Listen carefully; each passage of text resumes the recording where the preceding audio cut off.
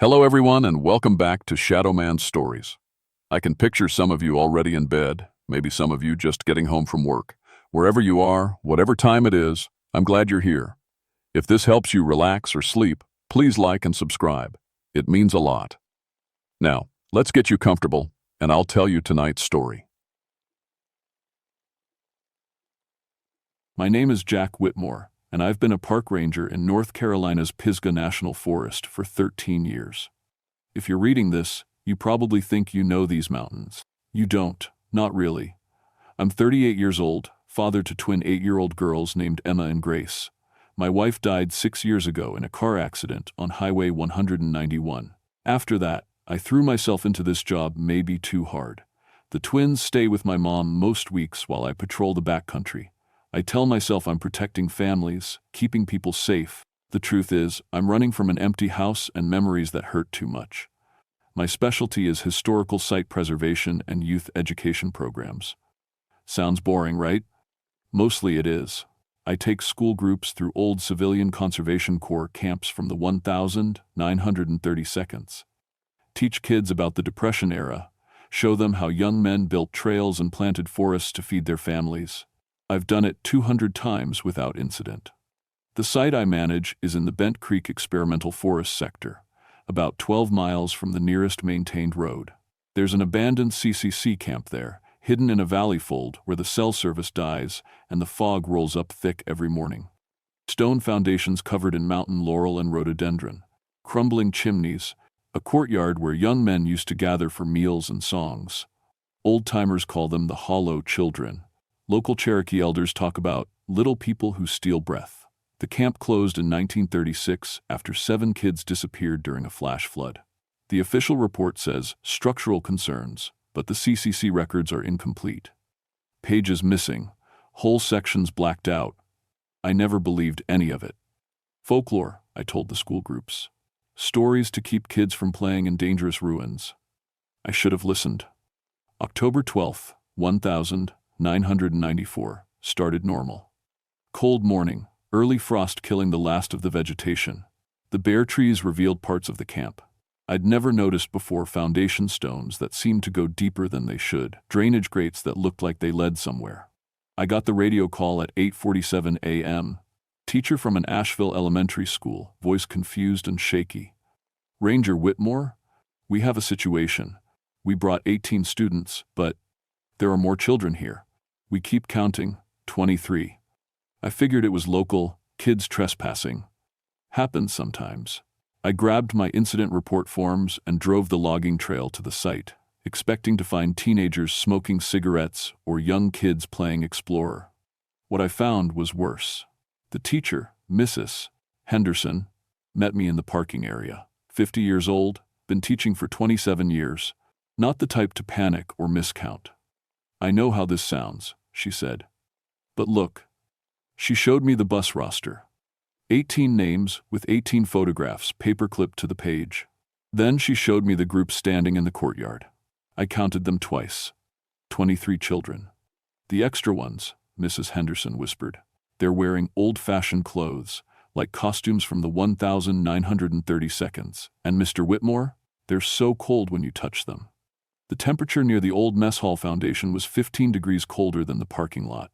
I watched my breath fog in the air while kids in t-shirts stood comfortable 20 feet away. The children's laughter echoed from empty stone chimneys, even though no one was near them. The fog was moving wrong, too, against the wind, forming little whirlpools around certain stones. I pulled out my camera to document the trespassers. Through the viewfinder, 5 children appeared transparent. Overlays? Like double-exposed film, except this was digital. Everyone back to the bus, I said.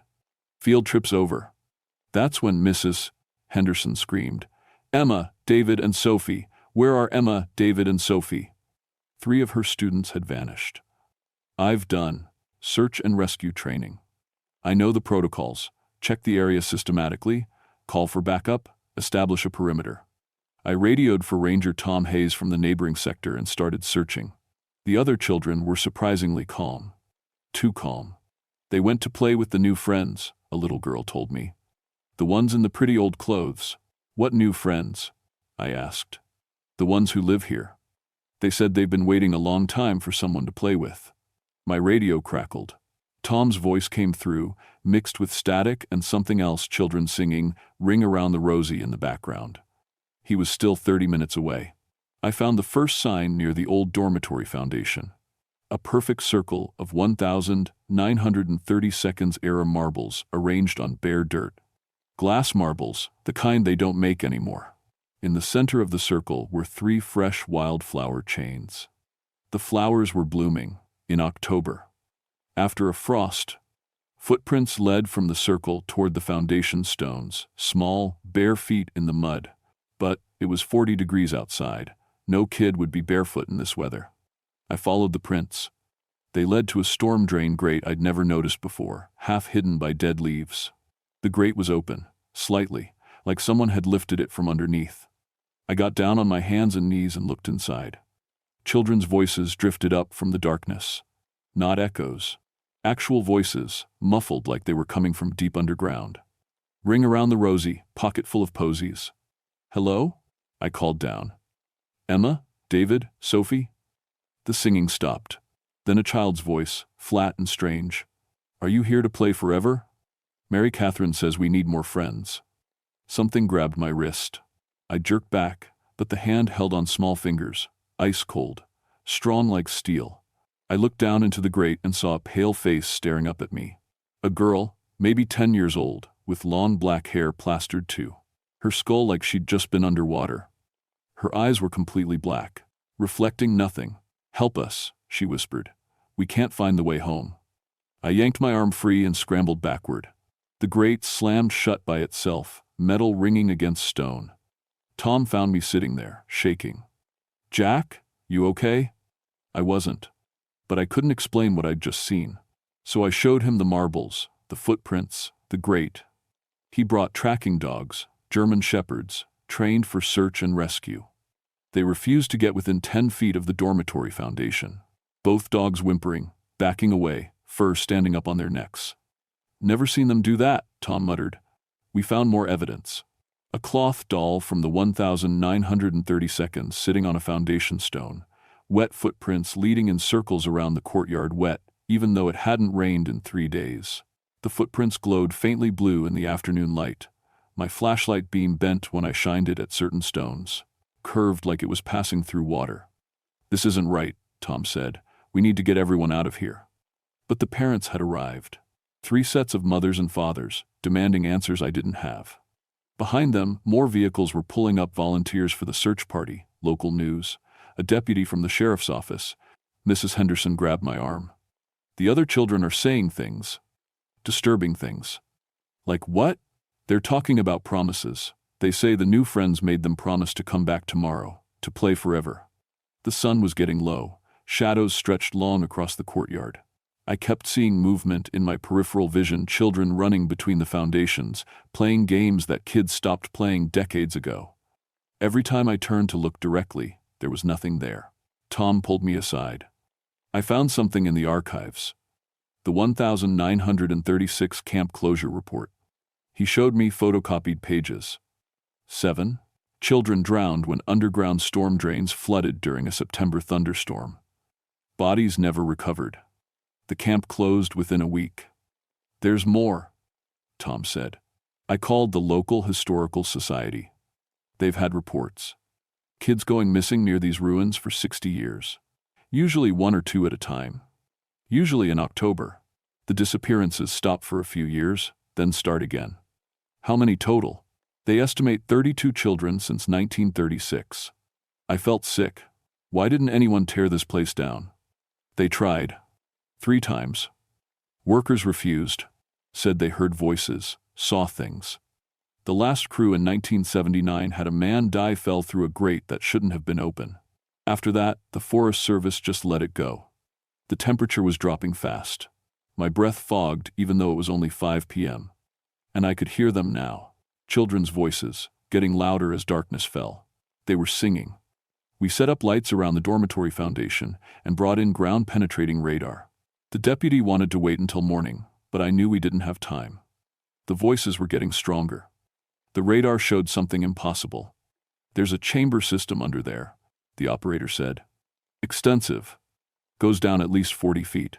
But according to the original construction plans, there shouldn't be anything except a small drainage system. Can we access it? Maybe through that grate you found, but I'm not going down there. I didn't blame him. Even the lights seemed to dim near the foundation stones. The air felt thick, heavy, like trying to breathe underwater. Tom and I put on climbing harnesses and headlamps. The parents were desperate. 3 missing children for over 6 hours now. We had to try. The grate opened easily this time. Too easily. Like something was inviting us in. The tunnel beneath was wide enough to crawl through. Water dripped constantly, though the stone was dry when I touched it. My headlamp showed smooth walls, professionally cut CCC workmanship. The tunnel sloped downward at a steady angle. We crawled for what felt like forever. Then the tunnel opened into a chamber. I stood up, sweeping my light around. The room was maybe 20 feet across, with 5 tunnels leading off in different directions. Stone benches lined the walls. And on the benches sat children. Dozens of them. They weren't moving, weren't breathing. Just sitting there in old-fashioned clothes. 1,930 seconds, 1,950 seconds, 1,970 seconds, 1,990 seconds. Different eras mixed together. All of them soaking wet. All of them staring straight ahead with black, reflective eyes. Jesus Christ, Tom whispered. One of the children turned its head toward us. A boy in 1,950 seconds clothes, maybe 9 years old. You shouldn't be here, it said. This is where we wait. Wait for what? For enough friends to help us remember. Another child stood, a girl in a Girl Scout uniform, from the 1,970 seconds. Then another. And another. They moved in slow motion, like they were underwater. Water dripped from their clothes, pooling on the stone floor. We forgot how to leave, the first boy said. We've been here so long, but if enough of us remember together, we can find the way home. Where are Emma, David, and Sophie? I asked. A girl in a 1,990 seconds Pocahontas t-shirt pointed down one of the tunnels. Learning the games. Mary Catherine is teaching them. She's the oldest. She remembers the most. Tom grabbed my arm. Jack, we need to leave, now. But I couldn't, not without those kids. I started toward the tunnel the girl had indicated. The hollow children moved to block my path. Their touch was ice cold, radiating cold like frozen metal. My fingers went numb instantly. You can't take them yet, the boy said. They haven't learned all the games. They haven't promised. Promised what? To stay forever. To help us remember. I shoved past them. The cold was unbearable, like plunging into a frozen lake. My lungs seized. But I kept moving. The tunnel twisted and dropped. I could hear singing ahead children's voices in harmony, that old song again. Ring around the rosy, pocket full of posies, ashes, ashes, we all fall down. The tunnel ended in another chamber. This one had water on the floor, ankle deep, ice cold. And in the center, sitting in a circle, were Emma, David, and Sophie. They were holding hands with 7 other children in 1,930 seconds clothes. The clothes were rotting, falling apart, but the children inside looked perfect, preserved. The girl in the middle had long black hair and a CCC camp uniform. She looked up at me with those terrible black eyes. Hello, she said. I'm Mary Catherine. Would you like to play with us? Come on, kids, I said, trying to keep my voice steady. Time to go home. Emma looked at me but didn't move. Her lips were turning blue.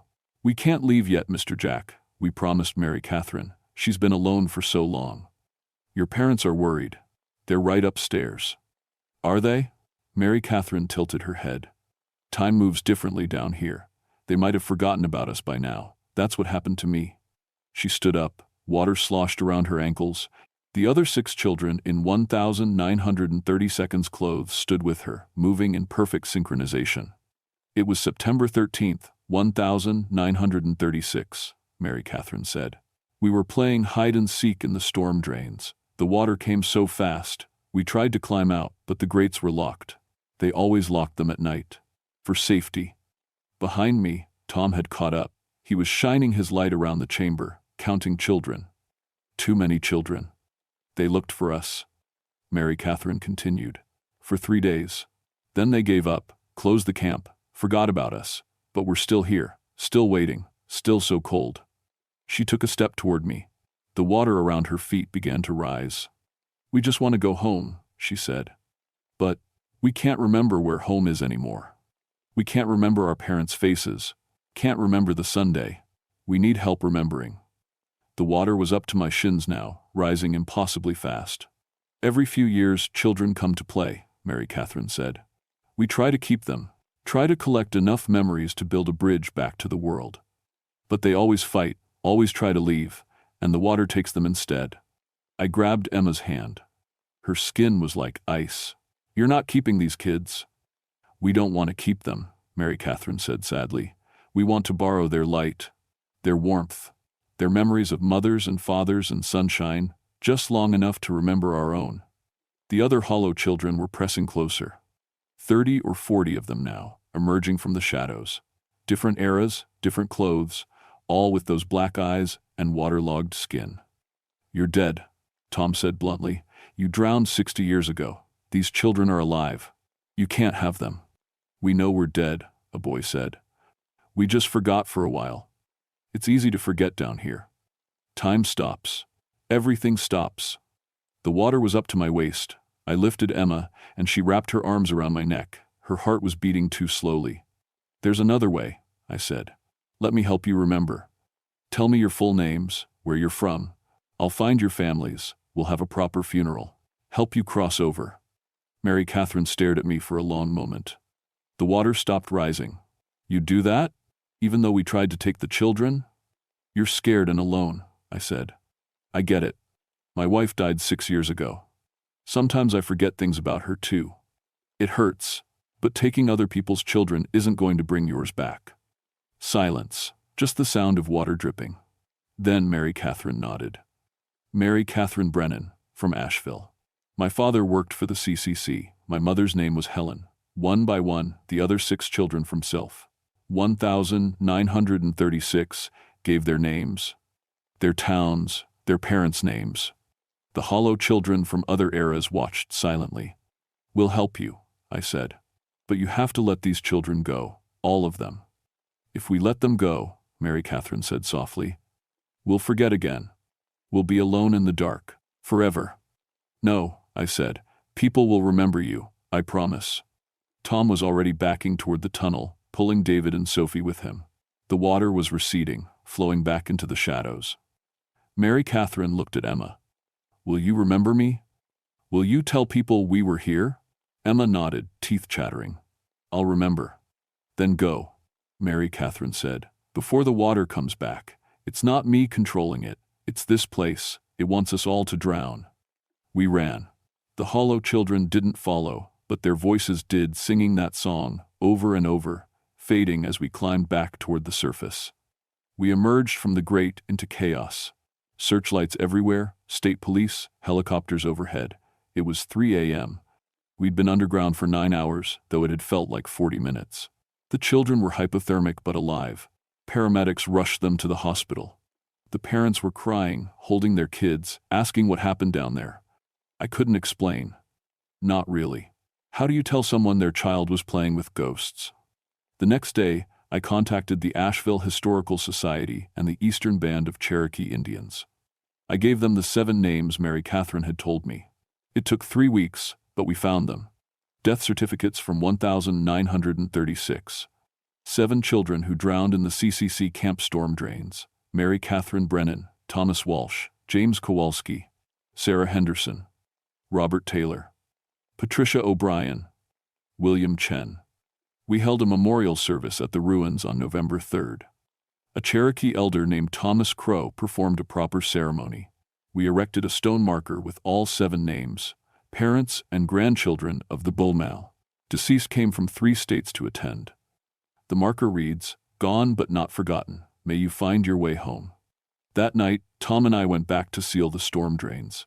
We poured concrete into every grate we could find. The temperature was normal, no voices, no singing. The hollow children were gone. Or so I thought. 2 days later, my daughter Emma came home from school and showed me a drawing she'd made. 7 children playing in a forest, surrounded by light. They said thank you, she told me. They came to me in a dream. They're not cold anymore. I should have felt relieved. But then I noticed something else in the drawing. In the background, barely visible, were other children. Dozens of them. Still waiting in the dark. Emma, I said carefully, are there more children in the dreams? Children who aren't with Mary Catherine's group. She nodded. They're from different places. Different camps and caves and wells. They're all lost. Mary Catherine says they need help too. I showed her drawing to Tom. He pulled up a map of the Pisgah National Forest, marked all the old CCC camps, abandoned mines, historical sites. There were 47 locations. We can't save them all, Tom said. We don't even know if sealing the drains really worked or if we just got lucky. But I can't stop thinking about it. Those black eyes staring up from the darkness. The cold that seeps into your bones. The voices singing songs from decades ago. My daughters are 8 years old. The same age Mary Catherine was when she died.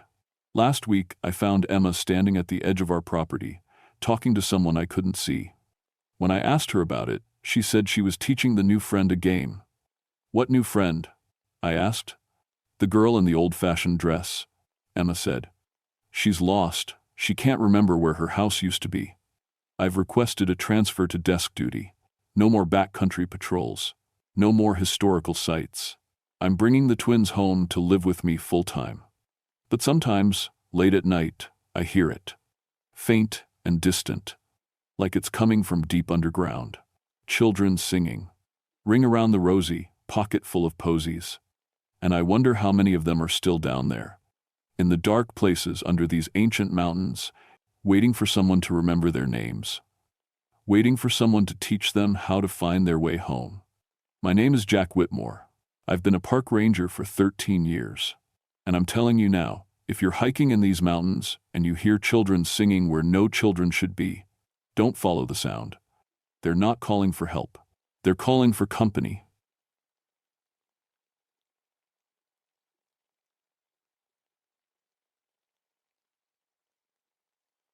My name is Bill Ashford, and I've been a ranger in Jefferson National Forest for 17 years. People think my job is about helping lost hikers and putting out campfires. But that's not really what I do. I'm a technical rescue coordinator. That means when someone gets stuck in a cave or falls down a cliff, I'm the one who goes in to get them out. I'm good at my job because I understand caves. I used to be a coal miner, back before I turned 30. I worked in the darkness every day, hundreds of feet underground, breathing air that tasted like rock dust and diesel fumes. I loved it, actually. There was something pure about mining, just you, the mountain, and the coal you were trying to get out. Then came the day that changed everything. A section of tunnel collapsed during the night shift. 3 of my friends died in there. I heard them on the radio, screaming for help, and there was nothing any of us could do. The mountain had them, and it wasn't letting go. I quit mining the next week. But I couldn't stay away from caves. Instead of taking things out of the earth, I decided to pull people out, living people who still had a chance. So I became a ranger and spent years learning every cave system in the Blue Ridge Mountains. I've done 73 successful rescues. That's 73 people who got to go home to their families because I know how to read rocks and rope and the 1,000 ways a cave can kill you. The place I know best is called Bone Valley. It's an abandoned mining camp up at 3,200 feet, about 18 miles from the nearest real road. The mining company left in 1924, and the forest has been taking it back ever since. There's still old equipment up there, rusting away between the trees, rail cars, a collapsed loading station, the bones of buildings that once housed 200 men. The mine shafts are the dangerous part. They go everywhere, like the mountain has termites. Some connect to natural caves that were there long before humans showed up. The Cherokee used to come to these caves for burials, back before white people arrived. The old stories say there's something else in there too, something they called the Bone Eater. But I never put much stock in ghost stories. I live alone in a small cabin near the ranger station. Never married, never wanted to. After what happened in the mine, I figured it wasn't fair to make someone worry about me every time I went underground. My life is simple. I maintain my equipment, I study my maps, I train other rangers, and when someone needs help in a cave, I go get them. It was November when everything changed. Early winter in the mountains means temperature swings that turn cave entrances into ice rinks. Fog rolls in thick enough to hide a cliff face until you're already falling. It's a dangerous time to be underground, which is why I was annoyed when I got the call about the Virginia Tech students. 4 geology students had a permit to map an unexplored section of the Bone Valley cave system. They were supposed to check in every 12 hours. They missed their first check-in on November 8th. By the time their professors called us, they'd been out of contact for 24 hours. Probably just equipment failure, I told my supervisor. Students forget to charge their radios all the time. But I felt uneasy anyway. These weren't freshmen on a camping trip. They were graduate students doing serious research. They had good equipment, and they knew the basic safety rules. I grabbed my gear and called Susan Martinez, another ranger who'd worked with me on a dozen cave rescues. She met me at the trailhead with the rest of our team, 4 rangers, all trained in technical rescue, all carrying enough rope and emergency supplies to pull someone out of hell itself. The hike up to Bone Valley takes about 3 hours if you're moving fast. We made it in 2.5. The old mining camp looked like it always did, sad and empty, with broken windows staring out at nothing. The students had set up their base camp in one of the old buildings that still had most of its roof. That's where I found the first wrong thing. Their camp was perfect, too perfect. The sleeping bags were laid out neatly. Their food was organized in bear-proof containers. Their expensive mapping equipment sat on a folding table, still connected to a laptop that showed a half-finished cave diagram. But the students were gone. All 4 of them, along with every piece of personal gear, headlamps, helmets, climbing harnesses. They'd taken their caving equipment but left everything else. Maybe they found something interesting and went to check it out, Susan suggested. I walked around the camp, looking for clues. That's when I noticed the collection bags. The students had been gathering fossil samples that was part of their research project. There were 20 or 30 bags scattered around the camp, the kind with labels and zip closures. Every single bag was empty. Not just empty, torn open. Something had gone through them carefully, taking out whatever was inside. I picked up one bag and read the label, bone fragments, approximately 10,000 years old, collected from Chamber 3. The bag was shredded along the seal, like something with claws had opened it. "Bill," Susan called from near the cave entrance. "You need to see this." I walked over to where she stood with her thermometer gun, pointing it at the cave mouth. The reading said 42 degrees. That didn't make sense. Cave entrances in November should be warmer than the outside air, not colder. And the air was moving wrong, flowing into the mountain instead of out of it. Susan looked at me with worry in her eyes. She'd done enough cave rescues to know when something wasn't right. "Check your radio," I said. She tried. Nothing but static. The iron deposits in these mountains block signals, but we usually got something at the entrance. This was just dead air. I looked at the cave entrance, a black hole in the mountainside, about 8 feet tall and twice as wide. I'd been in there dozens of times. I knew it like I knew my own cabin. But standing there that November afternoon, with the wrong temperature and the empty collection bags and the missing students, it felt different. It felt like the mountain was waiting for something. "Gear up," I told the team. "We're going in." We entered the cave at 2:47 p.m. I logged the time in my notebook, like I always did. In cave rescues, time is everything.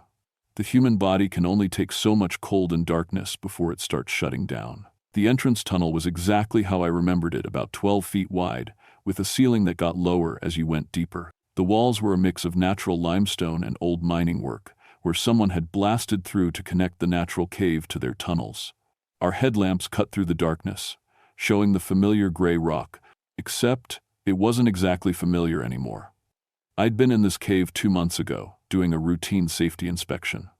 I knew every crack and formation, but now there were new marks on the walls, long scratches, like something with claws had dragged them through the stone. The scratches were too high up for any animal I could think of. They started about 8 feet up the wall and went even higher. "Bear?" Susan asked, playing her light across the marks. "Bears don't climb cave walls," I said, "and their claws couldn't cut limestone like that." We kept moving. The tunnel sloped down at a gentle angle, taking us deeper into the mountain. I counted our steps automatically, building a map in my head.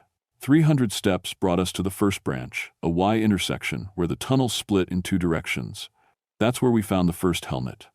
It was sitting in the middle of the floor, undamaged. The headlamp was still attached, and when I checked it, the battery was full.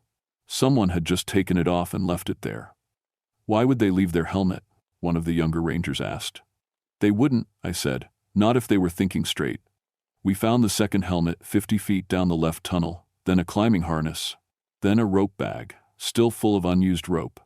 The gear made a trail, like someone was leaving breadcrumbs for us to follow, or like something was arranging it to lead us somewhere. The tunnel opened into a larger chamber, what the students had labeled Chamber 3 on their map. This was where they'd been collecting fossils. I could see the spots where they'd carefully chipped samples from the walls. But something had been here after them. Something had dug into the rock, pulling out more fossils, leaving holes that looked fresh. In the middle of the chamber, someone had arranged bones in a pattern. I'm not talking about a random pile. These bones were sorted by type and size. Animal bones on one side, from creatures I couldn't identify, and on the other side, arranged in careful rows, were human finger bones. Old ones, probably from the Cherokee burials. But they'd been arranged to spell out numbers, 1924. The year the mining company left. "What the hell?" Susan whispered. My hands were shaking as I took photos. I'd seen weird things in caves before, strange rock formations, old mining equipment, even a few historical artifacts. But this was different. This was deliberate. Someone, or something, had taken bones and used them to leave us a message. The temperature dropped another 10 degrees. I could see my breath now, which shouldn't be possible this deep in a cave. Cave temperatures stay constant year-round, usually around 55 degrees. This felt like a freezer. "Hello?" I called out, my voice echoing through the chamber. "This is Park Ranger Ashford. If anyone can hear me, please respond." The echo came back wrong. It sounded like my words were being repeated by something that didn't quite understand human speech. The syllables were stretched out, distorted. Then we heard the scraping sound. It came from deeper in the cave system, from tunnels that weren't on our maps. Metal on stone, rhythmic and steady. Scrape, scrape, scrape. Like someone was digging, but the rhythm was wrong for human work. Too slow, too deliberate. "Should we follow it?" Susan asked. Every instinct I had said no. Turn around, get back to the surface, call for more help. But 4 students were missing, and that sound might be one of them trying to dig their way out of a collapse. "Stay close," I said. "And if I say run, you run." We followed the sound deeper into the mountain. The tunnel got narrower, forcing us to move single file. The walls were covered in more of those claw marks now, some of them fresh enough that small pieces of limestone were still falling to the floor. My altimeter was acting strange. According to the reading, we were now 400 feet below sea level. That was impossible. These mountains topped out at 3,200 feet above sea level. We couldn't be that deep. Unless the cave system went further than anyone had mapped, further than anyone had thought possible. The scraping sound stopped. We froze in the tunnel, our lights playing across the walls. The silence was so complete I could hear my own heartbeat pounding in my ears. Then I heard something else breathing. Deep, slow breathing, like something huge was taking air in and letting it out. But the sound came from all around us, echoing through passages I couldn't see. "Bill," Susan whispered. "My rope." I looked at her climbing rope. She'd been trailing it behind us as a safety line, standard procedure for cave rescue. The rope was one of the best you could buy, rated for 10,000 pounds of force, tested to military specifications. It had stress fractures along its entire length. The fibers were split and fraying, like the rope had been used 100 times instead of just once today. "That's impossible," I said. "That rope was brand new this morning." "Something's wrong with this place," Susan said. Her voice was steady, but I could hear the fear underneath. "We need to leave, now." The breathing sound got louder, closer, and then we heard the voice. "Help us." It came from somewhere ahead, weak and desperate. A man's voice, young, probably one of the students. "We're coming," I shouted. "Keep talking so we can find you." Can't move," the voice said. "It knows we're here. It knows every bone that ever lived in this mountain." "What knows?" I called back. "Who are you talking about?" The answer came back, but it wasn't from the student. It was the scraping sound again, but this time I could hear what it really was, something enormous dragging claws across stone, and it was coming toward us. "Run," I said quietly. "What?" "Run." We turned and sprinted back through the tunnel. Behind us, the scraping turned into a roar, not like an animal, but like the mountain itself was screaming. Our headlamps swung wildly as we ran, showing flashes of those claw marks racing past. Something moved in the darkness behind us, something big enough that I could feel the air pressure change as it came. We burst back into Chamber 3, and I saw it just for a second, at the edge of my headlamp beam. A shadow, but wrong. Too tall, too many limbs, joints bending in directions that didn't match any living thing I knew. And eyes. Reflective eyes, too large and too far apart to be human, catching the light and throwing it back at us. Then it was gone, melting back into the deeper darkness. We didn't stop running until we reached the entrance tunnel. The temperature was rising as we climbed back to normal cave temperatures. Then warmer. We scrambled out into the November afternoon, gasping and shaking. I counted heads. Everyone made it out. But as we stood there in the fading daylight, trying to make sense of what had just happened, I realized something that made my blood run cold. We hadn't found the students. We hadn't even found all their equipment. And something in that cave had known we were there. Something that collected bones and left messages and moved through the darkness with claws that could carve stone. Susan grabbed my arm. "Bill, we can't leave them down there, if they're still alive." "I know," I said, but I was thinking about those stress fractures in her rope, about the temperature readings that didn't make sense, about bones arranged to spell out the year the mining company fled. I was thinking about what the old Cherokee stories said about something that lived in the burial caves, something that collected bones, the Bone Eater. And for the first time in 17 years of cave rescue work, I wasn't sure I wanted to go back underground. We set up a proper base camp as the sun went down. I called headquarters on the satellite phone. Regular radios still weren't working, and requested more personnel and equipment. They told me a full rescue team would arrive in the morning, along with ground-penetrating radar to map the cave system. "Morning might be too late," I told Susan. We were sitting near the fire, both of us still shaking from what we'd seen, or thought we'd seen. In the daylight, with distance from the cave, I was starting to doubt my own eyes. If those students are injured, hypothermia will kill them before sunrise. "And if they're not alone down there?" Susan asked quietly. I didn't have an answer for that. The rest of the team was checking equipment, preparing for another attempt. But something was wrong with our gear. The ropes all showed the same stress fractures Susan's had. 3 headlamps wouldn't charge properly, even though they'd been fine that morning. And my altimeter, the one I'd used on dozens of rescues, was giving readings that jumped around randomly. One of the younger rangers, Mike, came over to the fire. "I've been looking at the students' mapping data," he said, holding up their laptop. "According to their measurements, they went down about 800 feet below the entrance.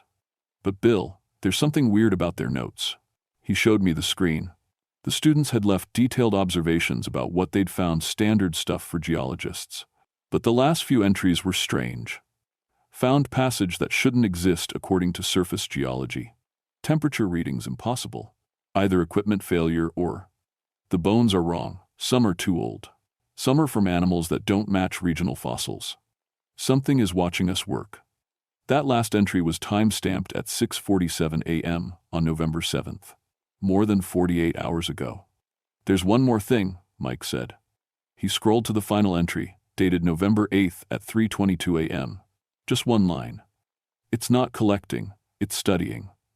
I stared at those words, feeling something cold settle in my stomach. The students weren't just missing. They'd found something down there, something that had interested them enough to keep mapping even when their equipment was giving impossible readings. Something that was interested in them too. We go back at first light, I decided. Full team, with fresh equipment from headquarters. We map as we go, and I stopped. In the darkness beyond our fire, something had moved. Just a shift in the shadows near the cave entrance, about 60 yards away. "Did you see that?" Susan asked. We all saw it. The shadow was wrong, too large, too tall. It stood near the cave mouth for maybe 3 seconds, then flowed back into the darkness like water running downhill. Mike grabbed a spotlight and pointed it at the cave entrance. Nothing there. Just empty rock and the black hole leading into the black. with Mountain. I'm getting the shotgun, one of the other rangers said. That won't help, I said quietly. I didn't know how I knew that, but I did. Whatever was in that cave, whatever had been watching us, it wasn't something you could stop with bullets. We kept a fire watch all night, 2 people awake at all times. I took the first shift with Susan. We sat without talking much, just watching the cave entrance and the dark forest around us. At 2:17 a.m., my watch started running backward. I stared at it, wondering if I was seeing things. But no, the second hand was definitely moving counterclockwise. 60 seconds later, it stopped at exactly midnight and started running forward again. Susan, I said, what time do you have? She checked her watch. 2:17. Check your phone. She did. 2:17. Why? My watch now said 12:01 a.m. I held it up to show her. That's not possible, she whispered. But we both knew that impossible things were happening all around us. The cave was doing something to our equipment, to time itself. Or something in the cave was. Morning came slowly. The other rangers arrived at 9 a.m. with fresh equipment and a ground-penetrating radar unit. The team leader was a man named Carson who specialized in cave rescue. I'd worked with him before. He was good. Show me what you've got, he said. We set up the radar near the cave entrance. The equipment sent radio waves into the ground and measured what came back, building a picture of what was underground. In theory, it would show us the full extent of the cave system. What it showed us instead was terrifying. The cave system was massive, much larger than anyone had mapped. It went down at least 2,000 feet, maybe more. The radar couldn't penetrate past a certain depth because of the iron ore in the rock. But that wasn't the scary part. The scary part was the structures. Look at this, Carson said, pointing at the screen. These caverns are too regular. The walls are too straight. This passage here, it's perfectly circular, and it runs for over half a mile. Mining tunnels? Susan suggested. Not like any mining I've seen. And look at the depth. These are 1,500 feet down. The mining company's records show they never went deeper than 300 feet. I looked at the radar image. The deeper passages formed patterns, not random like natural caves, but organized. Deliberate, like something had spent a long time carving them out, designing them for a specific purpose. We need to call in more help, Carson said. This is beyond a simple rescue operation. We might be looking at... He stopped. We all heard it at the same time. A sound coming from the cave entrance. Footsteps. Slow, shuffling footsteps. Something was coming out. We grabbed our lights and pointed them at the cave mouth. A figure emerged from the darkness, stumbling and blinking in the daylight. It was one of the students. He was maybe 23 years old, with the scraggly beard of someone who'd been underground too long. His clothes were torn and dirty, and he was covered in rock dust. But he was alive. Oh, thank God, Susan said, running toward him. I grabbed her arm. Wait. Something was wrong. The student was clutching something against his chest, holding it like it was precious. As he got closer, I could see what it was. A skull. Human, but old fossilized. The bone was dark brown, probably thousands of years old.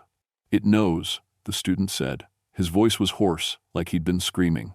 It knows every bone that ever lived here, every bone that died here, every bone that's buried here. What knows? Carson asked gently. What are you talking about? The student's eyes were wrong, too wide, too focused on something that wasn't there. The collector, he whispered. It's been here forever. Since before the Cherokee, since before humans, it collects bones to understand, to study, to learn what lived on the surface. Where are your friends? I asked. Where are the other students? Still down there. In the collection. It wanted to compare us to the old bones, wanted to see how we evolved. We're part of its library now. He started laughing, a high-pitched sound that made my skin crawl. It's been waiting so long, he said.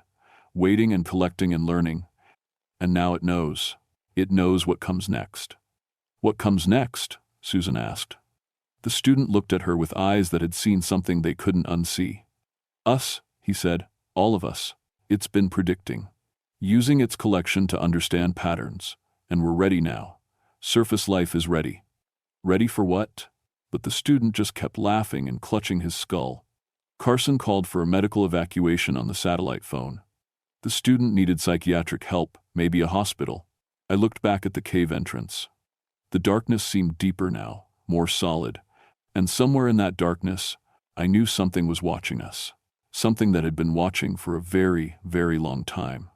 "We need to go get those other students," Carson said. "Now," I nodded.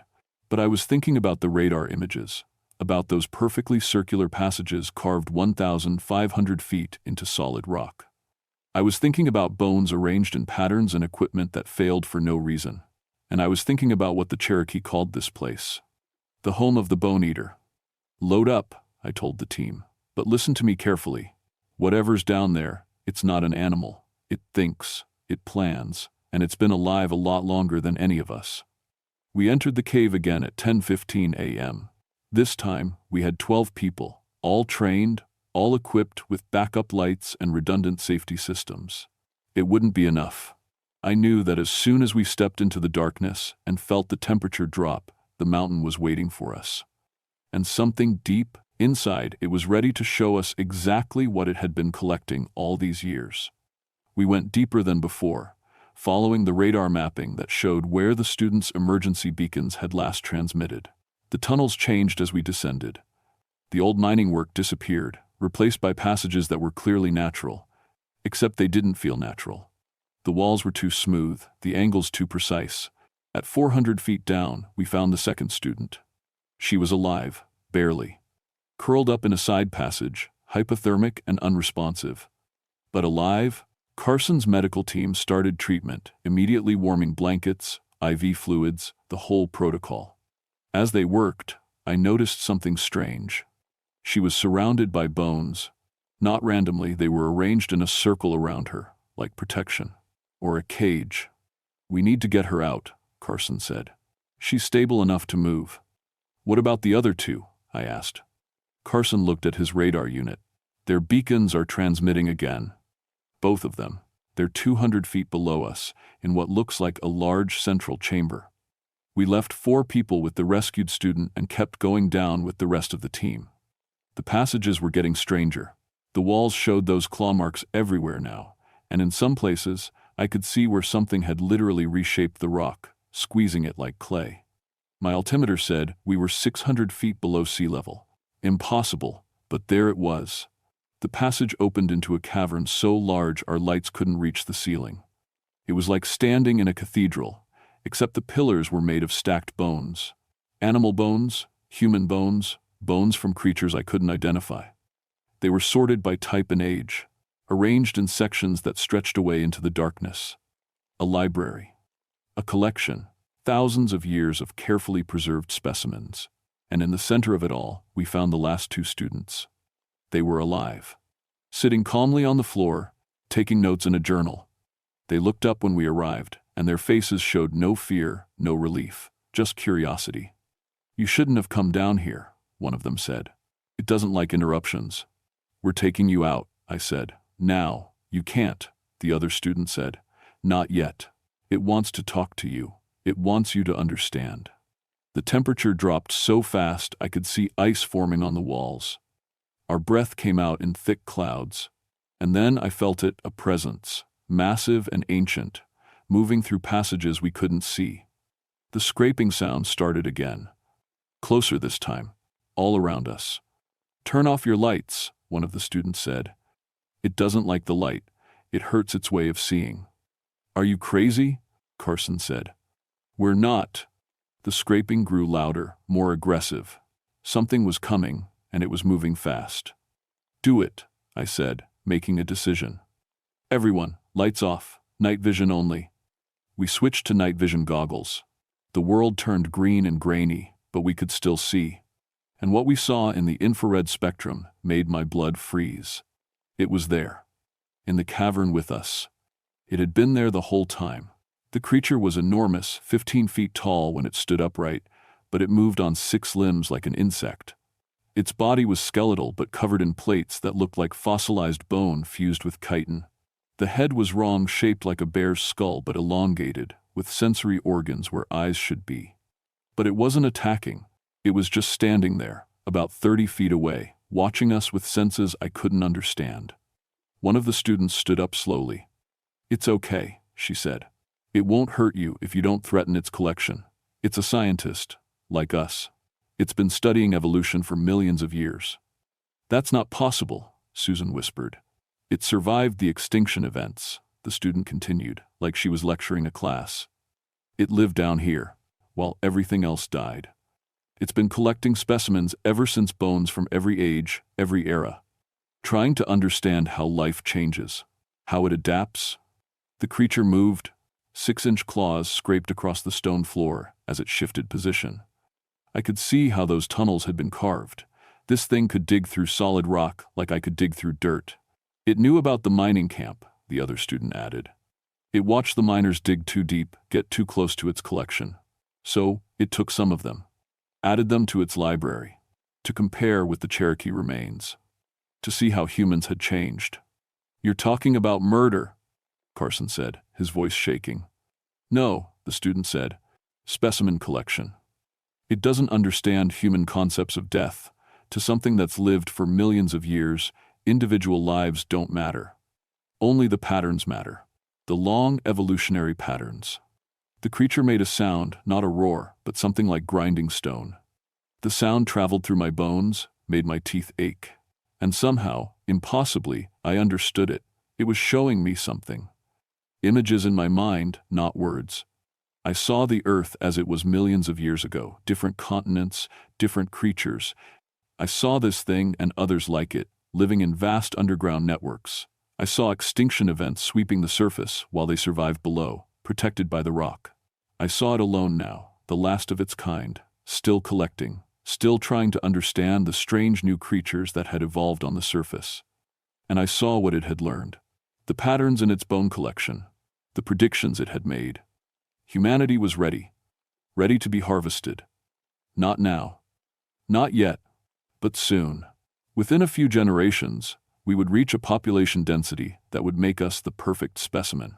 The creature had been predicting it for centuries, watching the numbers grow, waiting for the right moment to expand its collection. "No," I said out loud. "You can't." The creature tilted its head. The grinding sound came again, and I understood. Why not? All things die. All things become bones eventually. What difference did timing make? "Because we're alive," I said.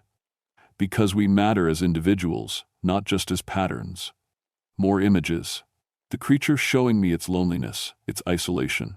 The last of its kind, spending eons alone in the dark. Its collection was all it had, the only way it could still understand the changing world above. "I'll make you a deal," I said, my voice steadier than I felt. "You let us go, all of us, including these students. And I'll bring you fossils, real ones, from museums and universities. Specimens you've never seen, from all over the world." The creature went still. I could feel it thinking, processing. "Bill, what are you doing?" Susan whispered. "Trying to keep it from killing us all right now," I whispered back. "And maybe buying humanity a few more years." The creature moved closer. I forced myself to stand still as it leaned down, bringing its massive skull-like head next to mine. I could smell it, ancient dust and mineral deposits, the scent of deep earth. More images. An agreement. It would let us leave. It would leave humans alone, for now. But I had to bring it specimens. 1 fossil per month, something interesting, something it didn't have yet. And I had to keep the secret. No one could know what lived down here. No scientists, no military, no one who might try to destroy its collection. "Deal," I said, not knowing if I was making the best decision or the worst one of my life. The creature backed away. The grinding sound came one more time, almost like satisfaction. Then it turned and moved into the deeper passages, disappearing into tunnels that went down further than our lights could follow. "Let's go," I said, "now, before it changes its mind." We gathered the students and started the long climb back to the Daimar, the surface. The rescued students were quiet, processing what they'd experienced. I didn't blame them. I was processing it too. Behind us, I could hear the scraping sounds continuing deep in the earth. The creature returning to its collection, to its millions of years of careful study. We emerged into daylight at 4:33 p.m. The sun had never looked so good. The official report said we rescued 4 students who had gotten lost in an unmapped section of cave system. The 2 who'd been found deepest showed signs of hypothermia-induced hallucinations. The one who'd come out on his own was diagnosed with severe psychological trauma and spent 6 weeks in psychiatric care. They closed the cave system to public access, put up fences and warning signs. That was 3 months ago. I kept my part of the bargain. Once a month, I make a trip to Bone Valley. I bring a fossil from somewhere in the world, usually bought from university surplus sales or private collectors. Nothing illegal, nothing stolen.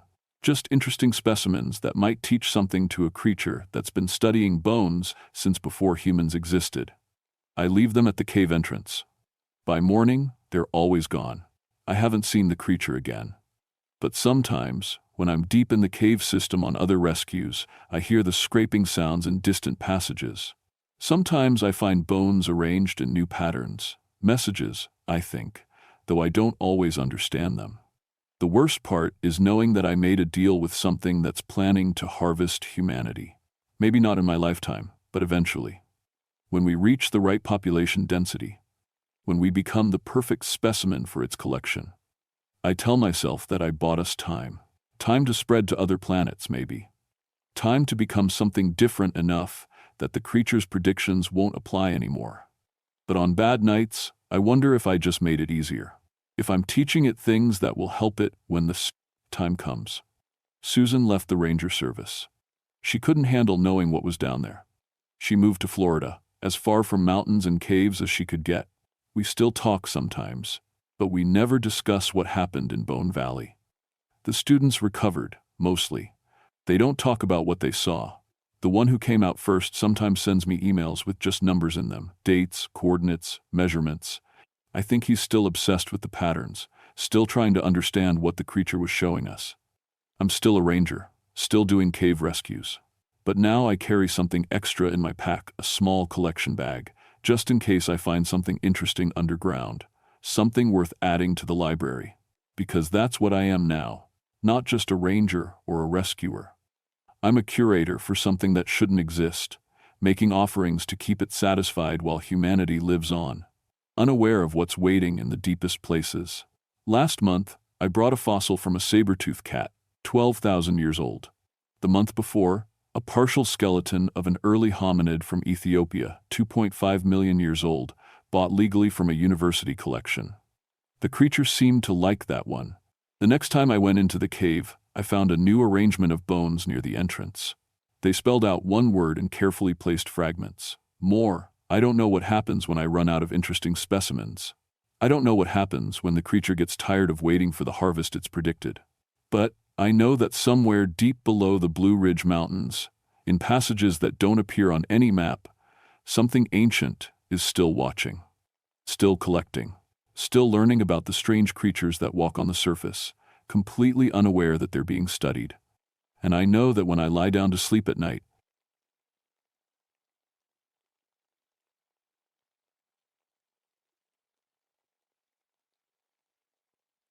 my name is Dr. Rebecca Thorne, but everyone calls me Becca. I've spent the last 9 years protecting Kentucky's rarest wildlife in the Daniel Boone National Forest. I have a PhD in herpetology, that's the study of amphibians and reptiles, and I've published 12 papers on salamander conservation. People at the Smithsonian know my work. The U.S. Fish and Wildlife Service trusts my research. I'm 31 years old, recently separated from my husband because he couldn't handle me choosing fieldwork over date nights, and I'm damn good at my job. None of that prepared me for what lives in Copper Branch Hollow. The Hollow is a special place. It's a narrow valley carved out by a spring-fed creek, 14 miles from the nearest town down an unmarked Forest Service road that turns into mud soup when it rains. The canopy is so thick that even at noon it feels like dusk. The water runs copper-colored not from pollution, but from natural minerals in the rock. That's where it gets its name. What makes Copper Branch really special is the salamanders. They're found nowhere else on Earth. Nowhere. The entire species, all 127 individuals that we'd been tracking, lived in a half-mile stretch of that creek. I'd spent 6 years documenting every single one. I knew their hiding spots, their breeding patterns, their favorite rocks. I'd fought off developers and illegal collectors to keep them safe. I'd never paid much attention to the local stories. You know the kind, every remote area has them. The old folks in the nearest town would talk about the mountain mother who lived in the hollow. They said she stole babies to replace her own lost children. They said you could hear her singing lullabies on full moon nights. They said smart people stayed away from Copper Branch when the moon was high. I always dismissed it as superstition. I'm a scientist. I deal in data, not fairy tales. My research station sat on a small rise above the creek, just a sturdy double cabin with a lab, a cot, and enough equipment to run genetic studies on site. I loved it there. The isolation felt like freedom. No cell service, no internet, just me and the forest and the salamanders I dedicated my life to protecting. April in Kentucky is beautiful. The spring rains come heavy, melting the last of the snow, and everything turns green overnight. The salamanders become active again, ready to breed. It's the busiest time of year for me. April 15th, 1993. Started like any other morning. I woke up at dawn, made coffee on my camp stove, and headed down to the creek to check on my study sites. The air smelled fresh and clean, heavy with moisture. Birds were singing. Everything seemed normal. Then I reached the first monitoring station. The salamanders were gone, not just a few. All of them. Every single one from that section of creek. I checked the second station empty. The third station, nothing. My heart started hammering as I ran along the creek bank, checking every location where I'd documented salamanders the day before. Gone. All gone. 127 salamanders, representing the entire known population of their species, had vanished overnight. I stood in the middle of the creek, water soaking through my boots, staring at the empty rocks where a breeding pair had been building a nest just yesterday. This was impossible. Salamanders don't migrate like this. They're territorial. They stay in the same few square meters their entire lives. Something was very, very wrong. I spent the next 2 hours documenting everything. That's what you do in a crisis. You follow protocol. I took water samples, measured temperature and pH, photographed the empty habitats, and filled out the emergency species event forms that would go to the U.S. Fish and Wildlife Service. That's when I noticed the water had changed. It was still copper-colored, but darker now, almost amber, and it felt different against my hands, thicker. Somehow, I collected a sample and took it back to my lab to run tests. The results made no sense. My equipment said the water contained proteins consistent with amniotic fluid. Mammalian amniotic fluid. I ran the test 3 times. Same result. I checked my equipment for contamination. Everything was clean. I went back to the creek with fresh testing gear. That's when I saw the eggs. The rocks that had been bare that morning were now covered in gelatinous masses. They looked like salamander eggs, but wrong. Too large, too many. And they were warm to the touch. I could feel heat radiating through the jelly coating. I was crouched down, examining them, when I heard the radio in my cabin crackling to life. I ran back up the hill. Anyone in the Copper Branch area, this is Sheriff Wallace. We have a missing child, 3-year-old female, last seen at the Pine Ridge campground. Search parties are forming. Please respond if you can assist. Pine Ridge was 8 miles from my location. Close enough that the child could have wandered into my area, though that would mean she'd somehow crossed rough terrain that would challenge an adult hiker. I grabbed my gear and headed toward the coordinates the sheriff had given. The search dogs arrived an hour later, German Shepherds from the Kentucky State Police, K-9 unit. Good dogs, experienced. They picked up the little girl's scent immediately and followed it straight to Copper Branch. Then they stopped. Right at the water's edge, whimpering, backing away with their tails between their legs.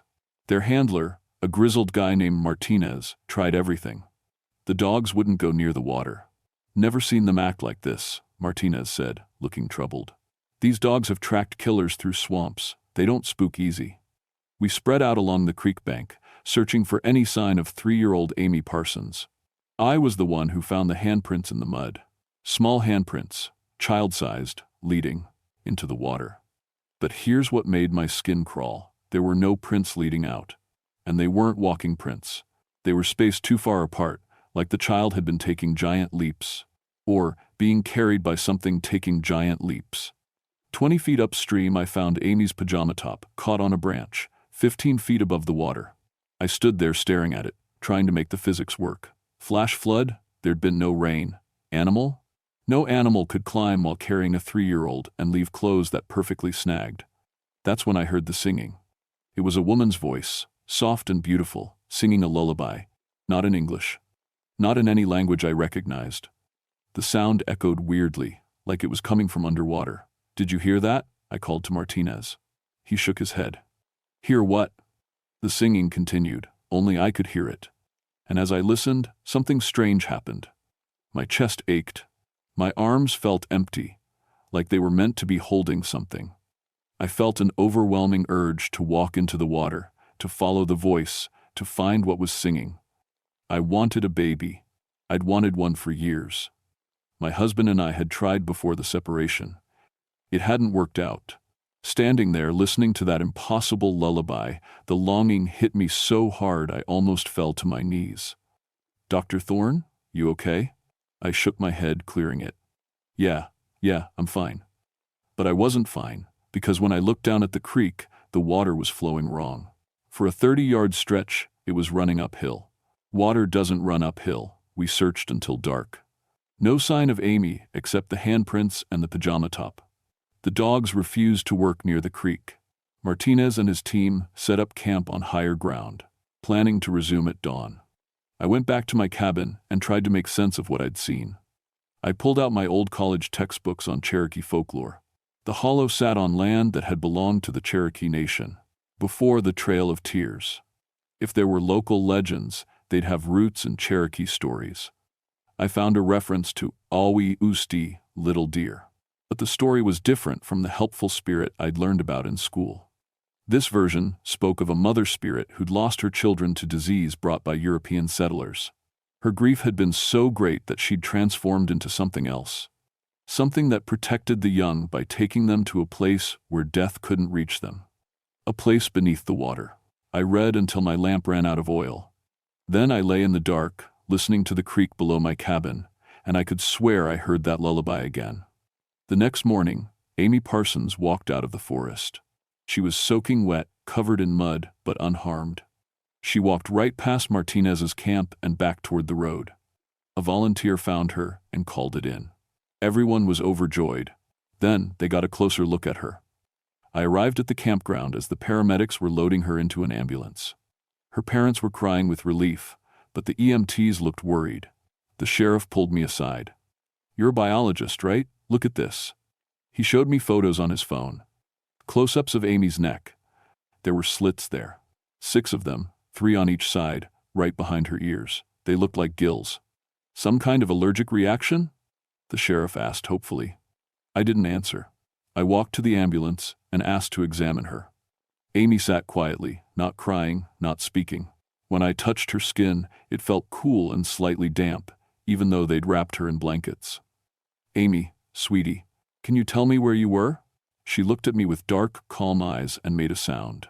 A chirping sound, exactly like the mating call of my salamanders. My blood went cold. "Amy, where's your mommy and daddy?" She pointed at her parents, then shook her head. She pointed toward Copper Branch and smiled. "Better, Mommy," she said in a voice that sounded like water over stones. "Better Mommy loves me. Better Mommy keeps me safe." The paramedics insisted on taking her to the hospital. I followed the ambulance for a while, but then I turned around and headed back to Copper Branch. I had to know what was happening. My equipment was still set up along the creek. I checked the water samples I'd taken the day before. The amniotic protein levels had tripled. The temperature readings were impossible. The water in the deep pool near the bend was 98 degrees, human body temperature. In a mountain stream that should have been 50 degrees. I set up a trail camera, pointed at the pool, and waited. Around noon, the salamanders came back. They walked out of the water onto the rocks, but they weren't the same salamanders. They were bigger. Their colors were brighter, and they moved differently with purpose and intelligence. They arranged themselves on the rocks in a pattern, a perfect circle. I watched through my binoculars, too scared to get closer. Then they started to sing. The same song I'd heard yesterday. The lullaby. It was coming from the salamanders, somehow, all of them singing in perfect harmony. The water in the pool began to ripple. Something was rising from below. I saw a hand first, too large to be human, pale skin with a copper tinge, webbed fingers, then an arm, then a shoulder. The singing grew louder. I ran. I didn't stop running until I reached my cabin. I locked the door, knowing how ridiculous that was. Locked doors don't stop things that make water flow uphill. That night, I couldn't sleep. I lay on my cot, listening. Around midnight, I heard footsteps outside. Heavy footsteps that splashed through puddles that hadn't been there earlier. Then came the knocking. Gentle taps on my door.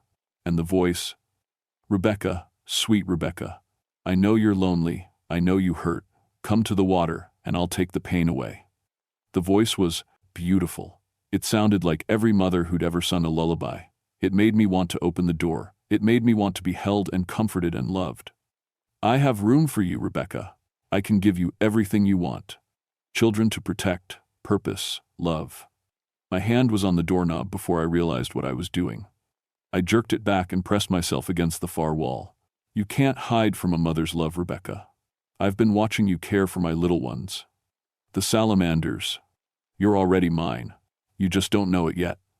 The footsteps moved away, back toward the water. The splashing faded.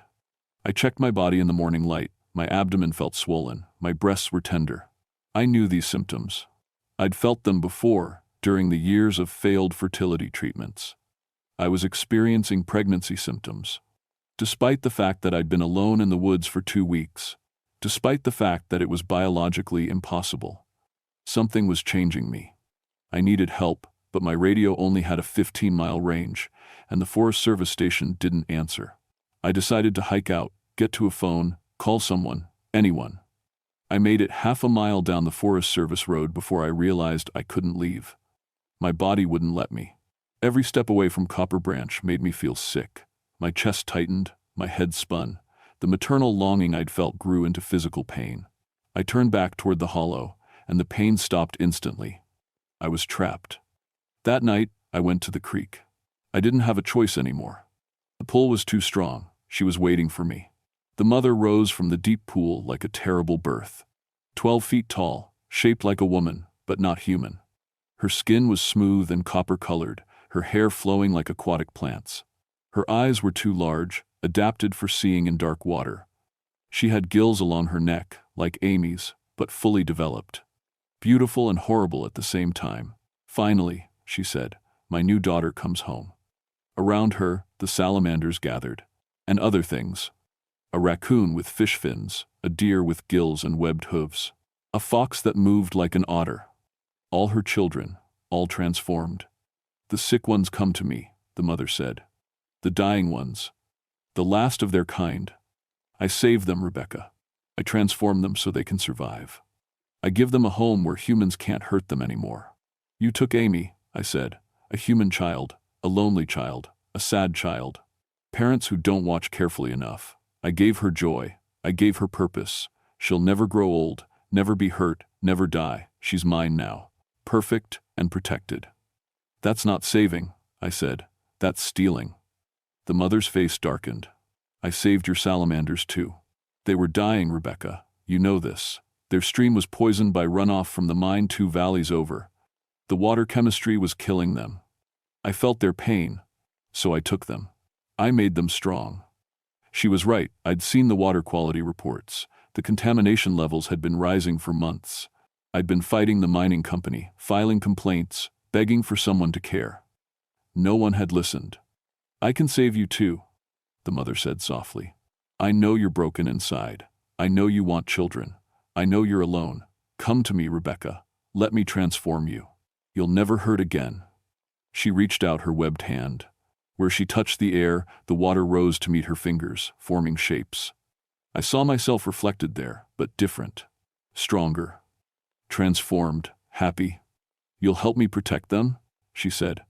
"All the little ones who need a mother. All the endangered creatures who have no one else. We'll be a family, Rebecca, forever."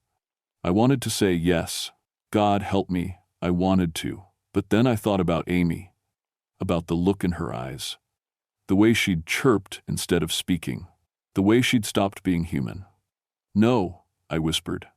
The mother's expression changed. "You refuse me? I refuse to let you steal what makes us who we are. There's a difference between protecting and possessing." The water around us began to churn. The mother grew larger, more terrible. "Then you'll watch them die, all of them. The salamanders, the foxes, the deer, all the endangered little ones you claim to love, because you're too weak to save them properly." She grabbed my wrist, her touch burned cold. I felt something changing in my cells, in my DNA. The transformation beginning. "I am your mother now," she hissed. I did the only thing I could think of. I pulled out my knife, the one I used for field work, and I cut myself. Not deep, but enough to bleed. The knife was iron. Old iron from my grandfather's hunting kit. The mother screamed and released me. Where my blood hit the water, it hissed like acid. "Iron?" I said. "It disrupts your power. I read the old stories. I know how to fight you." She recoiled, sinking back into her pool. "You can't stop me, Rebecca. I've been here for 200 years. I'll be here 200 more. And you can't leave. You're marked now. You belong to this hollow." "Maybe," I said, "but I'm still human, and I'm going to find a way to save these species without turning them into something they're not." The mother sank beneath the water, but her voice echoed up from the depths. "You'll be back. They always come back. And when you do, I'll be waiting. A mother always waits for her children." I hiked out the next morning. The sickness came back, but I forced myself through it. I made it to the Forest Service station and called everyone I could think of. The EPA, the Fish and Wildlife Service, conservation organizations. The mining company was shut down within a week. Emergency funding came through to clean up the contamination.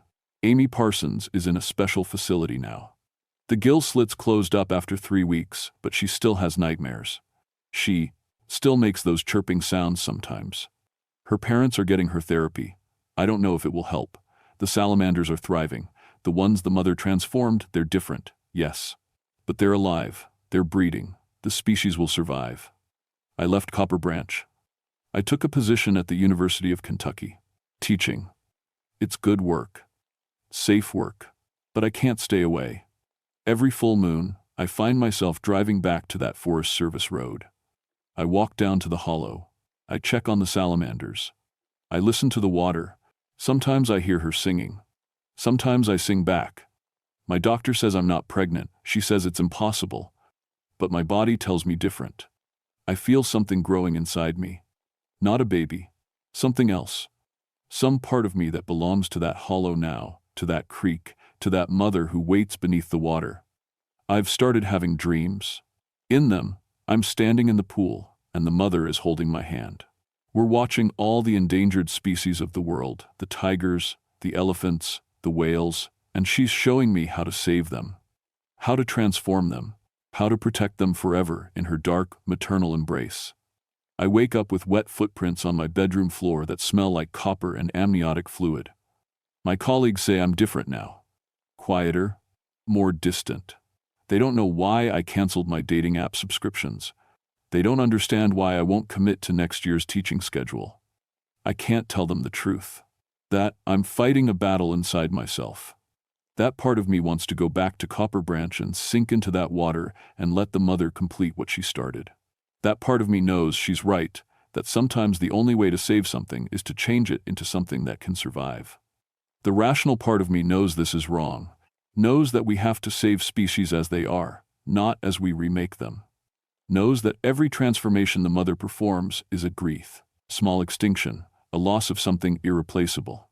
But the other part, the part that grows stronger, every full moon whispers that extinction is worse. That survival by any means is better than death. That a mother's love, however twisted, is still love.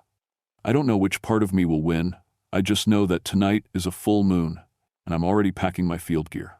Already feeling the pull toward that hollow, already hearing the lullaby in my head. The mother is waiting, and I'm going home.